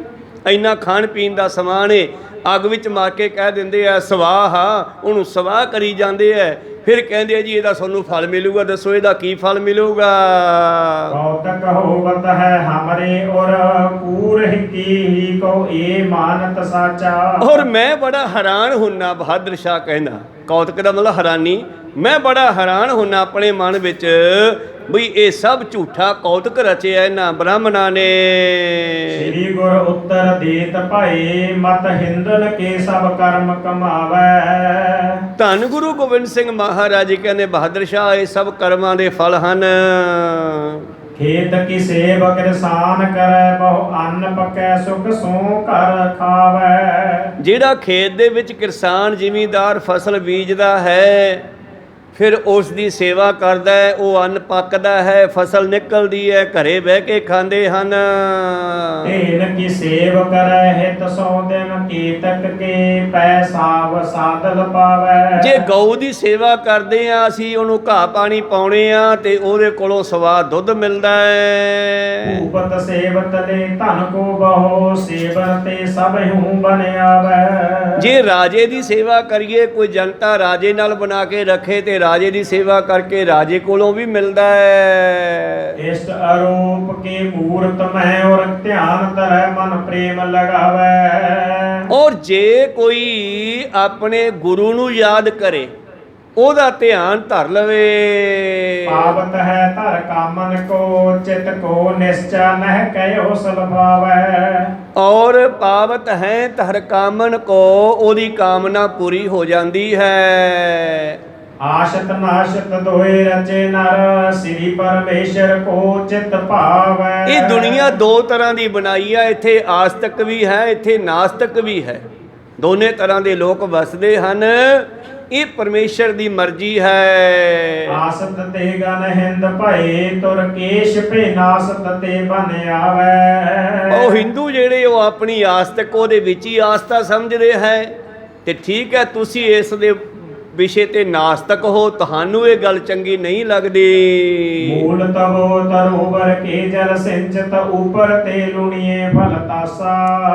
ਹੁਣ ਜੇ ਦਰਖਤ ਦੇ ਫਲ ਨੂੰ ਪਾਣੀ ਪਾਈਏ, ਦਰਖਤ ਨੂੰ ਪਾਣੀ ਪਾਈਏ ਤੇ ਉਹਦੇ ਉੱਤੋਂ ਆਪਾਂ ਫਲ ਲਾ ਸਕਦੇ ਹਾਂ। ਤਾਇਓ ਚਿਤ ਜਾਨੂ ਭੂਤਲ ਕੀ ਕ੍ਰਿਤ ਲੇਤ ਸਭੈ ਫਲ ਜਾਏ ਆਕਾਸਾ। ਤੇ ਹੁਣ ਧਰਤੀ ਦੀ ਸੇਵਾ ਜਿਹੜਾ ਜ਼ਿਮੀਂਦਾਰ ਕਰਦਾ ਹੈ, ਆਪਣੀ ਫਸਲ ਵਿੱਚੋਂ ਘਾਹ ਫੂਸ ਮਾਰਦਾ ਹੈ ਫਸਲ ਦੇ ਵਿੱਚੋਂ, ਤਾਂ ਉਸ ਨੂੰ ਜਿਹੜਾ ਹੈ ਜ਼ਰੂਰ ਫਲ ਚੰਗਾ ਮਿਲਦਾ। ਕਿਸੇ ਦੀ 40 ਮਣੀ ਨਿਕਲਦੀ ਹੈ, ਕਿਸੇ ਦੀ 20 ਮਣੀ ਨਹੀਂ ਨਿਕਲਦੀ। ਜਿਹੜਾ ਖੇਤ ਗੇੜਾ ਨਹੀਂ ਮਾਰਨ ਜਾਂਦਾ ਉਹਦੀ ਕਿੱਥੇ ਨਿਕਲਣੀ ਆ। ਇਸ ਕਰਕੇ ਪਾਤਸ਼ਾਹ ਕਹਿੰਦੇ ਇਹ ਧਰਤੀ ਦੀ ਸੇਵਾ ਹੈ, ਧਰਤੀ ਦੀ ਸੇਵਾ ਕਰੀਏ ਤੇ ਉਹ ਤੋਂ ਵੀ ਫਲ ਪ੍ਰਾਪਤ ਹੋ ਜਾਂਦਾ ਹੈ ਜੀ। ਸਾਚੋ ਮਤੋ ਆਪਨੋ ਤੁਮ ਦੇਖੋ ਮਾਨਤ ਹੋ ਕਬਰੈ ਨਿਸ ਜਿਨ ਨਾਸਾ। ਤੁਸੀਂ ਵੀ ਕੱਚੇ ਹੋ, ਪਾਤਸ਼ਾਹ ਕਹਿੰਦੇ ਤੁਹਾਡੀ ਮੱਤ ਵੀ ਕੱਚੀ ਆ। ਉਹ ਪੱਥਰ ਦੀ ਮੂਰਤੀ ਬਣਾ ਕੇ ਪੂਜਦੇ ਆ, ਤੁਸੀਂ ਪੱਥਰ ਦੀ ਕਬਰ ਪੂਜੀ ਜਾਂਦੇ ਹੋ। ਤਾਇਓ ਚਿਤ ਜਾਨੋ ਭੂਤਲ ਕੀ ਕ੍ਰਿਤ ਲੇਤ ਸਭੈ ਫਲ ਜਾਏ ਆਕਾਸਾ। ਤਾਂ ਕਿਆ ਤਿਨ ਕੇ ਕਾਜ ਸਰੇ ਮਿਰਤਕਾ ਮਿਲेंगे ਤਨ ਕਿਆ ਧਰੇ ਆਸਾ। ਤੁਸੀਂ ਉਹਨਾਂ ਦੀ ਸੇਵਾ ਕਰਦੇ ਹੋ ਕਬਰਾਂ ਦੀ, ਕਿ ਕਬਰਾਂ ਦੇ ਵਿੱਚ ਪਏ ਹੋਏ ਜਿਹੜੇ ਬੰਦੇ ਆ ਉਹ ਤੁਹਾਡੀ ਜਿਹੜੀ ਹੈ ਕਿਰਤ ਨੂੰ ਵੇਖ ਕੇ ਤੁਹਾਡਾ ਕੋਈ ਫਾਇਦਾ ਕਰਨਗੇ। ਦੋਹਰਾ ਕਰੋ ਬੰਦਗੀ ਰੋਜ਼ ਤੁਮ ਬੰਦਾ ਬਨ ਕਰ ਆਪ। ਦੇਖਿਓ ਸੁਣਿਓ ਨਾ ਰੱਬ ਕਿਤੇ ਕਰੋ ਨਿਵਾਜ ਕਲਾਪ। ਹੁਣ ਤੁਸੀਂ ਵੀ ਰੋਜ਼ ਉੱਚੀ ਉੱਚੀ ਬੰਦਗੀ ਕਰਦੇ ਹੋ, ਨਿਵਾਜ਼ਾਂ ਕਰਦੇ ਹੋ, ਕਲਾਪ ਉੱਚੀ ਬੋਲ ਕੇ ਨਿਵਾਜ਼ਾਂ ਪੜ੍ਹਦੇ ਹੋ ਕਿ ਤੁਸੀਂ ਕਦੇ ਖੁਦਾ ਦੇਖਿਆ, ਬੰਦਾ ਰੱਬ ਦੇਖਿਆ ਕਿਤੇ? ਰੂਪ ਨ ਰੰਗ ਨ ਠੌਰ ਕਿਤ ਪਾਕ ਅੱਲਾ ਆਪਾਜ। ਉਸ ਪਰਮੇਸ਼ਰ ਦਾ ਕੋਈ ਰੰਗ ਰੂਪ ਰੇਖ ਨਹੀਂ ਹੈ। ਚੱਕਰ ਚਿਹਨ ਅਰ ਬਰਨ ਜਾਤ ਅਰ ਪਾਤ ਨਹਿਨ ਜੇ ਰੂਪ ਰੰਗ ਅਰ ਰੇਖ ਪੇ ਕੋ ਕਹਿ ਨਾ ਸਕਤ ਕਹੇ। ਜਿਸ ਵੇਲੇ ਧੰਨ ਗੁਰੂ ਨਾਨਕ ਦੇਵ ਜੀ ਪਹਾੜੀ ਯਾਤਰਾ ਕਰਦੇ ਹੋਏ ਧਰੋ ਕੋਲ ਪਹੁੰਚੇ ਤੇ ਭਾਈ ਮਰਦਾਨਾ ਤੇ ਭਾਈ ਬਾਲਾ ਜੀ ਹੋਰਾਂ ਨੂੰ ਉਹਨਾਂ ਕੋਲ ਬਿਠਾ ਕੇ ਅੱਗੇ ਚਲੇ ਗਏ। ਕਾਫੀ ਸਮੇਂ ਦੇ ਬਾਅਦ ਅੱਗੋਂ ਮੁੜ ਕੇ ਆਏ ਤਾਂ ਗੁਰੂ ਪਿਆਰਿਓ ਉਹਨਾਂ ਵਾਪਸ ਆਇਆਂ ਨੂੰ ਭਗਤ ਧਰੋ ਜੀ ਪੁੱਛਦੇ ਆ, ਮਹਾਰਾਜ ਗਾਹਾਂ ਕਿੱਥੇ ਗਏ ਸੀ? ਕਹਿੰਦੇ ਗਾਹਾਂ ਅਸੀਂ ਪਰਮੇਸ਼ਰ ਦੇ ਦਰਸ਼ਨ ਕਰਨ ਗਏ ਸੀ। ਤੇ ਮਹਾਰਾਜ ਪਰਮੇਸ਼ਰ ਕਿਹੋ ਜਿਹਾ ਦੇਖਿਆ? ਧੰਨ ਗੁਰੂ ਨਾਨਕ ਦੇਵ ਜੀ ਕਹਿੰਦੇ ਧਰੋ ਜੀ ਉੱਥੇ ਤਾਂ ਇੰਨਾ ਪ੍ਰਕਾਸ਼ ਸੀ ਤੇ ਮੈਨੂੰ ਉੱਥੇ ਹੋਰ ਕੁਝ ਦਿਸਿਆ ਨਹੀਂ, ਅੱਖਾਂ ਹੀ ਝੁੰਧਿਆ ਗਈਆਂ, ਪ੍ਰਕਾਸ਼ ਹੀ ਪ੍ਰਕਾਸ਼ ਉੱਥੇ ਸੀਗਾ ਬਹੁਤ ਜ਼ਿਆਦਾ। ਤੇ ਭਾਈ ਮਰਦਾਨਾ ਜੀ ਕੋਲੋਂ ਬੈਠੇ ਬੈਠੇ ਕਹਿੰਦੇ ਮਹਾਰਾਜ ਸਾਨੂੰ ਇੰਨੀਆਂ ਯਾਤਰਾਵਾਂ 'ਤੇ ਲੈ ਕੇ ਗਏ ਤੇ ਸਾਨੂੰ ਕਿਉਂ ਨਹੀਂ ਉੱਥੇ ਸੱਚਖੰਡ 'ਚ ਲੈ ਕੇ ਗਏ? ਪਾਤਸ਼ਾਹ ਕਹਿਣ ਲੱਗੇ ਮਰਦਾਨਿਆ ਮੈਂ ਤੈਨੂੰ ਜਾਣ ਕੇ ਲੈ ਕੇ ਗਿਆ। ਕਿਉਂ? ਮਹਾਰਾਜ ਨੇ ਮੈਨੂੰ ਕਹਿਣਾ ਸੀ ਨਾਨਕੇ ਕੌਣ ਆ, ਤੇ ਮੈਂ ਕਹਿਣਾ ਸੀਗਾ ਜੀ ਇਹ ਮੇਰਾ ਮਰਾਸੀ ਆ, ਨਾਲ ਰਬਾਬ ਵਜਾਇਆ ਕਰਦਾ। ਤੇ ਉਹਨਾਂ ਨੇ ਕਹਿਣਾ ਸੀ ਵਜਾ ਕੇ ਦਿਖਾਓ ਫਿਰ, ਤੇ ਤੂੰ ਵਜਾ ਕੇ ਦਿਖਾ ਦੇਣੀ ਸੀ ਤੇ ਮੁੜ ਕੇ ਤੈਨੂੰ ਉੱਥੇ ਹੀ ਰੱਖ ਲੈਣਾ ਸੀ। ਮੈਂ ਕੀ ਕਰਦਾ? ਕਹਿੰਦੇ ਚਲ ਫਿਰ ਤਾਂ ਠੀਕ ਕੀਤਾ ਮਹਾਰਾਜ, ਆ ਵਧੀਆ। ਰੱਬ ਨੂੰ ਚਾਹੁੰਦੇ ਸਾਰੇ ਆ ਪਰ ਮਰਨ ਨੂੰ ਕੋਈ ਤਿਆਰ ਨਹੀਂ। ਕਹੋ ਸਤਨਾਮ। ਜਾਣਾ ਸਾਰੇ ਹੀ ਚਾਹੁੰਦੇ ਆ, ਪਾਉਣਾ ਸਾਰੇ ਚਾਹੁੰਦੇ ਆ, ਪਰ ਮਰਨ ਨੂੰ ਤਿਆਰ ਨਹੀਂ। ਖੈਰ ਮਰਦਾਨੇ ਨੂੰ ਇਸ ਤਰ੍ਹਾਂ ਸਮਝਾ ਦਿੱਤਾ। ਤੋ ਖੈਰ ਧਰੂ ਭਗਤ ਜੀ ਕਹਿਣ ਲੱਗੇ ਮਹਾਰਾਜ ਕਾਹਨੂੰ ਚੱਕਰ 'ਚ ਪਾਇਆ, ਤੁਸੀਂ ਹੀ ਤਾਂ ਰੱਬ ਹੋ। ਕਹੋ ਸਤਨਾਮ। ਉੱਠ ਕੇ ਭਗਤ ਧਰੂ ਜੀ ਸਤਿਗੁਰੂ ਨਾਨਕ ਦੇ ਪੈਰੀ ਪੈ ਗਏ। ਕਹਿੰਦੇ ਕਾਹਨੂੰ ਸਾਨੂੰ ਚੱਕਰਾਂ 'ਚ ਪਾਉਣੇ ਹੋ, ਤੁਸੀਂ ਹੀ ਤਾਂ ਰੱਬ ਹੋ। ਤੇ ਧੰਨ ਗੁਰੂ ਨਾਨਕ ਕਹਿੰਦੇ ਧਰੂ ਜੀ ਤੁਸੀਂ ਵੀ ਘੱਟ ਨਹੀਂ ਹੋ। ਕਹੋ ਸਤਨਾਮ। ਕਿਉਂਕਿ ਪਰਮੇਸ਼ਰ ਸਭ ਦੇ ਵਿੱਚ ਹੀ ਵਸਦਾ ਹੈ, ਉਹਦਾ ਕੋਈ ਖਾਸ ਰੰਗ ਰੂਪ ਰੇਖ ਭੇਖ ਨਹੀਂ ਹੈ। ਉਹ ਪ੍ਰਕਾਸ਼ ਸਰੂਪ ਹੈ, ਉਹ ਗਿਆਨ ਸਰੂਪ ਹੈ। ਵਾਹੋ ਵਾਹੋ ਬਾਣੀ ਨਿਰੰਕਾਰ ਹੈ। ਹੁਣ ਬਾਣੀ ਨਿਰੰਕਾਰ ਕਿਹਾ ਨਾ, ਤੇ ਬਾਣੀ ਵਿੱਚ ਕੀ ਹੈ? ਗਿਆਨ ਪ੍ਰਕਾਸ਼। ਇਸ ਕਰਕੇ ਬਾਣੀ ਜਿਹੜੀ ਹੈ ਪਰਮੇਸ਼ਰ ਦਾ ਸਰੂਪ ਹੈ। ਵਾਹੋ ਵਾਹੋ ਬਾਣੀ ਨਿਰੰਕਾਰ ਹੈ ਤੇ ਜੀਵਨ ਅਵਰ ਨਾ ਕੋਈ। ਇਸ ਪ੍ਰਕਾਸ਼ ਦਾ ਅਰਥ ਇਹ ਨਹੀਂ ਹੈ ਕਿ ਸੂਰਜ ਵਰਗਾ ਪ੍ਰਕਾਸ਼ ਹੈ। ਜੇ ਸੂਰਜ ਵਰਗਾ ਹੁੰਦਾ ਫਿਰ ਕਿਉਂ ਕੱਟਦੇ? ਜੇ 100 ਚੰਦਾ ਉਗਵੈ ਸੂਰਜ ਚੜ੍ਹੇ 1000, ਇੱਥੇ ਚੰਨ ਹੁੰਦੀਆਂ ਗੁਰਬਿਨ ਘੋਰ ਅੰਧਾਰ, ਫਿਰ ਉਹ ਕਿਹੜਾ ਪ੍ਰਕਾਸ਼ ਹੈ? ਉਹ ਗਿਆਨ ਦਾ ਪ੍ਰਕਾਸ਼। ਕਹੋ ਸਤਨਾਮ। ਸਤਿਗੁਰਾਂ ਨੇ ਹੁਣ ਜਿੱਥੇ ਗਿਆਨ ਦਾ ਪ੍ਰਕਾਸ਼ ਹੈ ਉੱਥੇ ਹਜ਼ਾਰਾਂ ਸੂਰਜ ਵੀ ਫੇਲ ਆ। ਜਿੱਥੇ ਗਿਆਨ ਨਹੀਂ ਹੈ ਉੱਥੇ ਹਜ਼ਾਰਾਂ ਸੂਰਜ ਵੀ ਕੁਛ ਨਹੀਂ ਕਰ ਸਕਦੇ। ਕਹੋ ਸਤਨਾਮ। ਇਸ ਕਰਕੇ ਸਤਿਗੁਰਾਂ ਨੇ ਬੜੇ ਸਾਇੰਟੀਫਿਕ ਢੰਗ ਨਾਲ ਸਮਝਾਉਣਾ ਕੀਤਾ ਹੈ। ਬੜੇ ਉੱਤਲੇ ਤਲ 'ਤੇ ਜਾ ਕੇ ਬੜੇ ਡੂੰਘੇ ਢੰਗ ਦੇ ਨਾਲ ਸਮਝਣ ਦੀ ਲੋੜ ਹੈ ਸਾਨੂੰ। ਸਤਿਗੁਰਾਂ ਨੇ ਸਾਨੂੰ ਪ੍ਰਕਾਸ਼ ਭਾਵ ਪਰਮੇਸ਼ਰ ਦਾ ਪ੍ਰਕਾਸ਼ ਮਤਲਬ ਗਿਆਨ ਤੋਂ ਹੈ। ਗੁਰਬਾਣੀ ਗਿਆਨ ਦਾ ਸੋਮਾ ਹੈ। ਫੈਲੇ ਵਿਦਿਆ ਚਾਨਣ ਹੋਏ। ਹੁਣ ਇੱਥੇ ਚਾਨਣ ਸੂਰਜ ਦਾ ਨਹੀਂਗਾ, ਸਾਡੇ ਦਿਮਾਗ ਚੱਲ ਪੈਂਦੇ ਆ। ਕਹੋ ਸਤਿਨਾਮ। ਜਿਹੜਾ ਪੜ੍ਹ ਲਿਖ ਗਿਆ ਵਿਦਿਆ ਨੂੰ, ਜਿਹੜਾ ਗੁਰਬਾਣੀ ਨੂੰ ਪੜ੍ਹ ਲਵੇਗਾ, ਉਹਦੇ ਮਾਰਗਦਰਸ਼ਨ ਕਰੇਗੀ ਗੁਰਬਾਣੀ। ਤਾਂ ਮੇਰੇ ਪ੍ਰੀਤਮ ਜੀ ਕਹਿੰਦੇ, ਰਾਜਾ ਸਾਹਿਬ ਤੁਸੀਂ ਵੀ ਬੰਦਗੀ ਕਰਦੇ ਹੋ, ਰੋਜ਼ ਨਮਾਜ਼ ਪੜ੍ਹਦੇ ਹੋ ਉੱਚੀ ਉੱਚੀ, ਕਿ ਤੁਸੀਂ ਕਿਤੇ ਰੱਬ ਦੇਖ ਲਿਆ ਹੈ? ਸਿਜਦਾ ਕਰੋ ਦਰੂਦ ਦੇਹੋ ਰੋਜਾ ਪੂਰਕ ਨਿਵਾਜ। ਤੇ ਤੁਸੀਂ ਵੀ ਤਾਂ ਸ਼ੀਰਨੀਆਂ ਚੜਾਉਂਦੇ ਹੋ, ਰੋਜੇ ਰੱਖਦੇ ਹੋ, ਤੁਸੀਂ ਨਵਾਜ਼ਾ ਕਰਦੇ ਹੋ, ਤੁਸੀਂ ਵੀ ਝੂਠੇ ਹੋਏ। ਪਾਤਸ਼ਾਹ ਕਿਸੇ ਨੂੰ ਕੱਟਣਾ ਨਹੀਂ ਚਾਹੁੰਦੇ। ਪਾਤਸ਼ਾਹ ਕਹਿੰਦੇ ਸਾਰਿਆਂ ਵਿੱਚ ਹੀ ਰੱਬ ਵਸਦਾ ਹੈ। ਹਿੰਦੂ ਆਪਣੇ ਧਰਮ ਦੇ ਵਿੱਚ ਹੈ। ਜਿਸ ਤਰ੍ਹਾਂ ਇੱਕ ਵਾਰੀ ਇੱਕ ਮੁਸਲਮਾਨ ਪੁੱਛਦਾ, ਮਾਰਾ ਧਰਮ ਤੁਹਾਡਾ ਚੰਗਾ ਕਿ ਸਾਡਾ ਚੰਗਾ? ਤੇ ਪਾਤਸ਼ਾਹ ਦਾ ਜਵਾਬ ਸੀਗਾ, ਹਮਕੋ ਹਮਾਰਾ ਖੂਬ, ਤੁਮਕੋ ਤੁਮਾਰਾ ਖੂਬ। ਤੁਹਾਡੇ ਲਈ ਤੁਹਾਡਾ ਚੰਗਾ, ਸਾਡੇ ਲਈ ਸਾਡਾ ਚੰਗਾ। ਆਪੋ ਆਪਣੇ ਧਰਮ ਦੇ ਵਿੱਚ ਕਾਇਮ ਰਹੋ। ਤਾਂ ਮੇਰੇ ਪ੍ਰੀਤਮ ਜੀ ਕਹਿੰਦੇ, ਤੁਸੀਂ ਵੀ ਤਾਂ ਸਿਜਦੇ ਕਰਦੇ ਹੋ, ਮੱਥੇ ਟੇਕਦੇ ਹੋ ਕਬਰਾਂ ਨੂੰ, ਦਰੂਦ ਦਿੰਦੇ ਹੋ, ਭਾਵ ਰੋਟ ਦੇਣੇ, ਸ਼ੀਰਨੀਆਂ ਵੰਡਣੀਆਂ, ਉਹਨਾਂ ਦਾ ਪ੍ਰਸ਼ਾਦ ਸ਼ੱਕਰ ਹੁੰਦਾ ਜ਼ਿਆਦਾਤਰ। ਤੁਸੀਂ ਵੀ ਇਹ ਕੁਛ ਕਰਦੇ ਹੋ, ਰੋਜੇ ਰੱਖਦੇ ਹੋ, ਨਿਵਾਜ਼ ਕਰਦੇ ਹੋ। ਫਿਰ ਤੁਹਾਨੂੰ ਮੈਂ ਝੂਠੇ ਕਹਾਂ, ਤੁਹਾਨੂੰ ਕਿਤੇ ਅੱਲਾ ਦਿਸਿਆ? ਕਹਿਣਾ ਕਿਆ ਅਰ ਹਿਰਸ ਕਿਆ ਬਾਦ ਜਾਤ ਬਰਬਾਦ। ਉਤੋਂ ਕੀ ਕਹਿਣਾ, ਭਾਵ ਕੀ ਕਹੀਏ, ਰੱਬ ਹੈ। ਫਿਰ ਸਿਜਦੇ ਕਰੋ, ਦਰੂਦ ਦੇਵੋ, ਰੋਜੇ ਰੱਖੋ, ਨਮਾਜ਼ ਪੜ੍ਹੋ, ਤੇ ਫਿਰ ਹਿਰਸ ਹੋਣੀ ਇਸ ਪ੍ਰਕਾਰ ਨਾਲ, ਭਾਵ ਈਰਖਾ ਕਰਨੀ। ਬਈ ਹਿੰਦੂਆਂ ਦਾ ਧਰਮ ਕੱਚਾ, ਸਾਡਾ ਪੱਕਾ। ਇਹ ਈਰਖਾ ਹਿਰਸ ਕਰਨੀ, ਈਰਖਾ ਕਰਨੀ ਤਾਂ ਸਭ ਕੁਝ ਹੀ ਬਕਵਾਸ ਹੋ ਗਿਆ, ਸਭ ਕੁਝ ਹੀ ਬੇਅਰਥ ਹੋ ਗਿਆ। ਨੇਕੀ ਕਰਨੀ ਜਿਨ ਕਰੀ ਕਰਿਓ ਖੁਦਾਈ ਸੋ ਯਾਦ। ਤੋ ਸਰਬ ਧਰਮ ਹੈ ਸ੍ਰੇਸ਼ਟ ਧਰਮ, ਹਰ ਕੋ ਨਾਮ ਜਪ ਨਿਰਮਲ ਕਰਮ। ਇਹੀ ਧਰਮ ਹੈ। ਚੰਗੇ ਕੰਮ ਕਰੋ ਔਰ ਪਰਮੇਸ਼ਰ ਦਾ ਨਾਮ ਜਪੋ। ਜਿਨ੍ਹਾਂ ਦੀ ਕਰਨੀ ਚੰਗੀ ਹੈ, ਚੰਗੀ ਕਰਨੀ ਕਰਦੇ ਹੋਏ ਖੁਦਾ ਨੂੰ ਵੀ ਯਾਦ ਕਰਦੇ ਹਨ। ਚੌਪਈ ਪੀਰ ਪੈਗੰਬਰ ਜਾਨ ਸਜੂਦ, ਦੇਤ ਫਾਇਤਾ ਬਹਰ ਦਰੂਦ। ਇਸ ਤਰ੍ਹਾਂ ਸਤਿਗੁਰੂ ਪਾਤਸ਼ਾਹ ਜੀ ਬਹਾਦਰ ਸ਼ਾਹ ਦਾ ਸੰਸਾ ਨਿਵਰਤ ਕਰਦੇ ਆ ਕਿ ਮੁਸਲਮਾਨ ਪੀਰ ਪੈਗੰਬਰਾਂ ਨੂੰ ਸਿਜਦੇ ਕਰਦੇ ਆ, ਭਾਵ ਮੱਥੇ ਟੇਕਦੇ ਆ, ਫਾਤਹਾ ਪੜ੍ਹਦੇ ਹੈ, ਦਰੂਦ ਦਿੰਦੇ ਹੈ। ਭਾਵ ਫਾਤਹਾ ਪੜ੍ਹਨਾ ਆਉਂਦੇ, ਕੋਈ ਮਰ ਜਾਂਦਾ ਉਸ ਦੇ ਉੱਥੇ ਜਿੱਥੇ ਕਬਰ ਵਿੱਚ ਦਫਨਾਉਂਦੇ ਆ, ਉੱਥੇ ਜਾ ਕੇ ਜੋ ਪੜ੍ਹਦੇ ਆ, ਆਪਾਂ ਸੋਲਾ ਸਾਹਿਬ ਪੜ੍ਹਦੇ ਹਾਂ, ਉਹ ਆਪਣਾ ਮੰਤਰ ਪੜ੍ਹਦੇ ਆ, ਹਿੰਦੂ ਆਪਣਾ ਕੰਮ ਕਰਦੇ ਆ। ਤਾਂ ਇਸ ਤਰ੍ਹਾਂ ਤੁਸੀਂ ਫਾਤਹਾ ਪੜ੍ਹਦੇ ਹੋ, ਰੋਜ਼ੇ ਰੱਖਦੇ ਹੋ, ਬਾਂਗਾਂ ਦਿੰਦੇ ਹੋ, ਦਰੂਦ ਦਿੰਦੇ ਹੋ।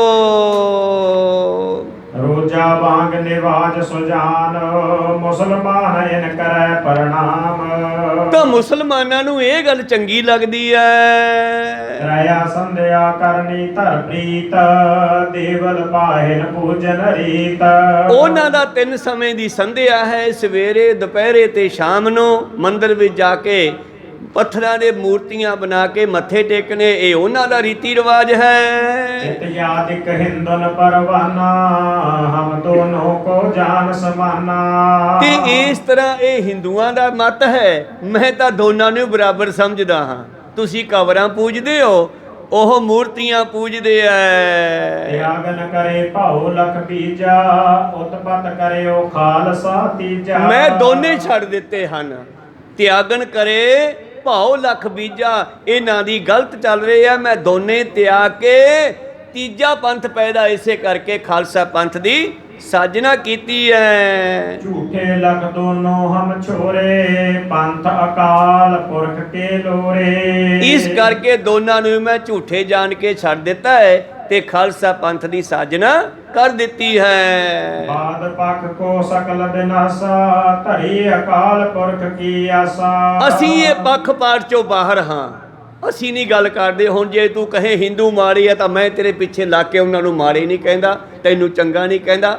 ਤੂੰ ਵੀ ਕਬਰਾਂ ਪੂਜਦਾ ਜੀ, ਉਹ ਮੂਰਤੀਆਂ ਪੂਜਦੇ ਆ। ਕਹੋ ਸਤਨਾਮ ਸਿੰਘ। ਪੂਜਾ ਕਾਲ ਕੀ ਪਰਚਾ, ਸ਼ਬਦ ਕਾ ਦੀਦਾਰ ਖਾਲਸੇ ਕਾ। ਸਾਡਾ ਤਾਂ ਇਹ ਮਤ ਹੈ ਤਾਂ ਕਿ ਅਸੀਂ ਪੱਖਪਾਤ ਚੋਂ ਨਿਕਲ ਕੇ ਇੱਕ ਅਕਾਲ ਪੁਰਖ ਤੇ ਆਸ ਰੱਖੀ ਹੈ। ਜਨਮਿਓ ਅਬੈ ਖਾਲਸਾ ਨਇਓ ਬਾਲਕ ਕੇ ਮਨਿੰਦ ਜਗ ਥਿਓ। ਇਹ ਮੇਰਾ ਖਾਲਸਾ ਪੁੱਤਰ ਜਿਹੜਾ ਹੁਣੇ ਹੁਣੇ ਨਵਾਂ ਨਵਾਂ ਪੈਦਾ ਹੋਇਆ ਹਜੇ ਤਾਂ ਜੁਵਾ ਹੋਏ ਜਬ ਜੋਰ ਸਮਾਰੇ ਕਬਰ ਬੜੀ ਕੋ ਫੋੜ ਉਖਾੜੇ। ਤੇ ਜਦੋਂ ਇਹ ਖਾਲਸਾ ਪੰਥ ਜਵਾਨ ਹੋ ਗਿਆ ਫਿਰ ਇਹ ਸਾਰੀਆਂ ਕਬਰਾਂ ਮੜੀਆਂ ਜੋ ਬਣਾਈਆਂ ਲੋਕਾਂ ਨੇ ਪਖੰਡਵਾਦ ਕੀਤਾ ਇਹ ਸਭ ਪੱਟ ਕੇ ਸਿੱਟੇਗਾ। ਦੇਵਲ ਬੁੱਤ ਪ੍ਰਸਤੇ ਨਹਿ ਮਾਨੈ ਏਕ ਅਕਾਲ ਅਕਾਲ ਬਖਾਨੈ। ਮੇਰਾ ਖਾਲਸਾ ਕਿਸੇ ਬੁੱਤ ਪ੍ਰਸਤ ਨੂੰ ਦੇਵਲ ਮੰਦਰ ਨੂੰ ਭਾਵ ਉਹਨਾਂ ਰੀਤੀ ਰਿਵਾਜਾਂ ਨੂੰ ਨਹੀਂ ਮੰਨੇਗਾ ਇੱਕ ਅਕਾਲ ਤੋਂ ਬਿਨਾ। ਬਸਿਓ ਬਦੇਸ ਜੋ ਬਾਪ ਤੁਮਾਰਾ ਪਰੇਸ਼ਾਨ ਬਿਨ ਖਰਚ ਲਚਾਰਾ। ਜਿਹੜਾ ਤੇਰਾ ਬਾਪ ਹੁਣ ਪਰਲੋਕ ਵੀ ਜਾ ਚੁੱਕਿਆ ਹੈ ਹੁਣ ਖਰਚੇ ਤੋਂ ਬਗੈਰ ਲਾਚਾਰ ਹੋ ਕੇ ਉੱਥੇ ਬੜਾ ਪਰੇਸ਼ਾਨ ਹੈ। ਵਿੱਚ ਦਰਗਾਹ ਬੇ ਖਰਚ ਖੁਆਰੀ ਹਿੰਦੁਨ ਕੇ ਦਹਿ ਖਰਚ ਪਿਛਾਰੀ। ਉਹ ਤੇਰੇ ਬਾਪੂ ਦੇ ਕੋਲੇ ਹੁਣ ਖਰਚਾ ਕਿਵੇਂ ਪਹੁੰਚੂਗਾ? ਚਲ ਹਿੰਦੂ ਤਾਂ ਆਪਦੇ ਬੁੜੀਆਂ ਨੂੰ ਖਰਚਾ ਇੱਥੋਂ ਭੇਜ ਦਿੰਦੇ ਆ ਪਾਤਸ਼ਾਹ ਇੱਕ ਨਾ ਸਾਇੰਟੀਫਿਕ ਗੱਲ ਕਰਦੇ ਆ ਢੰਗ ਨਾਲ ਕਰਦੇ ਆ ਮਤਲਬ ਇਹ ਨਹੀਂ ਕਹਿੰਦੇ ਵੀ ਹਿੰਦੂਆਂ ਦਾ ਉਸ ਤਰ੍ਹਾਂ ਦਿੱਤਾ ਹੋਇਆ ਜਾਂਦਾ। ਕਹਿੰਦੇ ਹੁਣ ਤੇਰੇ ਬਾਪੂ ਦਾ ਕੋਈ ਜਿਹੜਾ ਹੈ ਸਰਾਧ ਨਹੀਂ ਕਰਦਾ ਫਿਰ ਉਹਦੇ ਕੋਲੇ ਖਰਚਾ ਕਿਵੇਂ ਜਾਊਗਾ? ਉਹ ਵਿਚਾਰਾ ਦੁਖੀ ਹੈ ਦਰਗਾਹ ਵਿੱਚ। ਵਿੱਚ ਦਰਗਾਹ ਕੇ ਕੱਚ ਖੁਆਰੀ ਹਿੰਦੁਨ ਕੇ ਦਾ ਖਰਚ ਪਿਛਾਰੀ। ਤਾਂ ਹੁਣ ਇਸ ਵਿਸ਼ੇ ਤੇ ਪਾਤਸ਼ਾਹ ਹੋਰ ਵਿਚਾਰ ਦਿੰਦੇ ਆ ਬਹੁਤ ਲੰਬੀ ਚੌੜੀ ਖੈਰ ਹੈ ਵਿਚਾਰ ਆਪਾਂ ਕੱਲ ਨੂੰ ਸਰਵਣ ਕਰਾਂਗੇ। ਹੁਣ ਸਮਾਂ ਸਮਾਪਤੀ ਤੇ ਹੈ ਇੱਥੇ ਰੋਕਣ ਦੀ ਆਗੇ ਬਖਸ਼ੋ। ਬਹੁਤ ਸੁੰਦਰ ਵਿਚਾਰਾਂ ਪਾਤਸ਼ਾਹ ਜੀ ਨੇ ਬਹਾਦਰ ਸ਼ਾਹ ਸਾਂਝੀਆਂ ਕੀਤੀਆਂ ਆਪਣੇ ਸਭ ਦੇ ਕੰਮ ਦੀਆਂ। ਸਮਾਪਤੀ ਕਰੀਏ। हे अच्युत हे पार ब्रह्म अविनाशी अगनाश। हे पूरन हे सर्व मैं पंजन गुणतास। हे संगी हे निरंकार हे निर्गुण सब। हे गोविंद हे गुण निधान जाके सदा बबेक। हे अपरंपर हर हरे हरि हो बनहार। हे संत कै सदा संग दाराया दार। हे ठाकुर हों दासरो मैं निर्गुण गुण नहीं नानक दीजै नाम दान। राखो हिय परोए आए प्रभ शरणागति कृपा नित दयाल। एक अखर हर मन बसत नानक होत निहाल। एक ओंकारा सतगुरु प्रकाश सुत होए ते प्रसाद सच होए। वाहिगुरु जी की फतेह है बेगन विनाशन। वाहिगुरु जी की फतेह है विनाशन सोए। वाहिगुरु जी का खालसा वाहिगुरु जी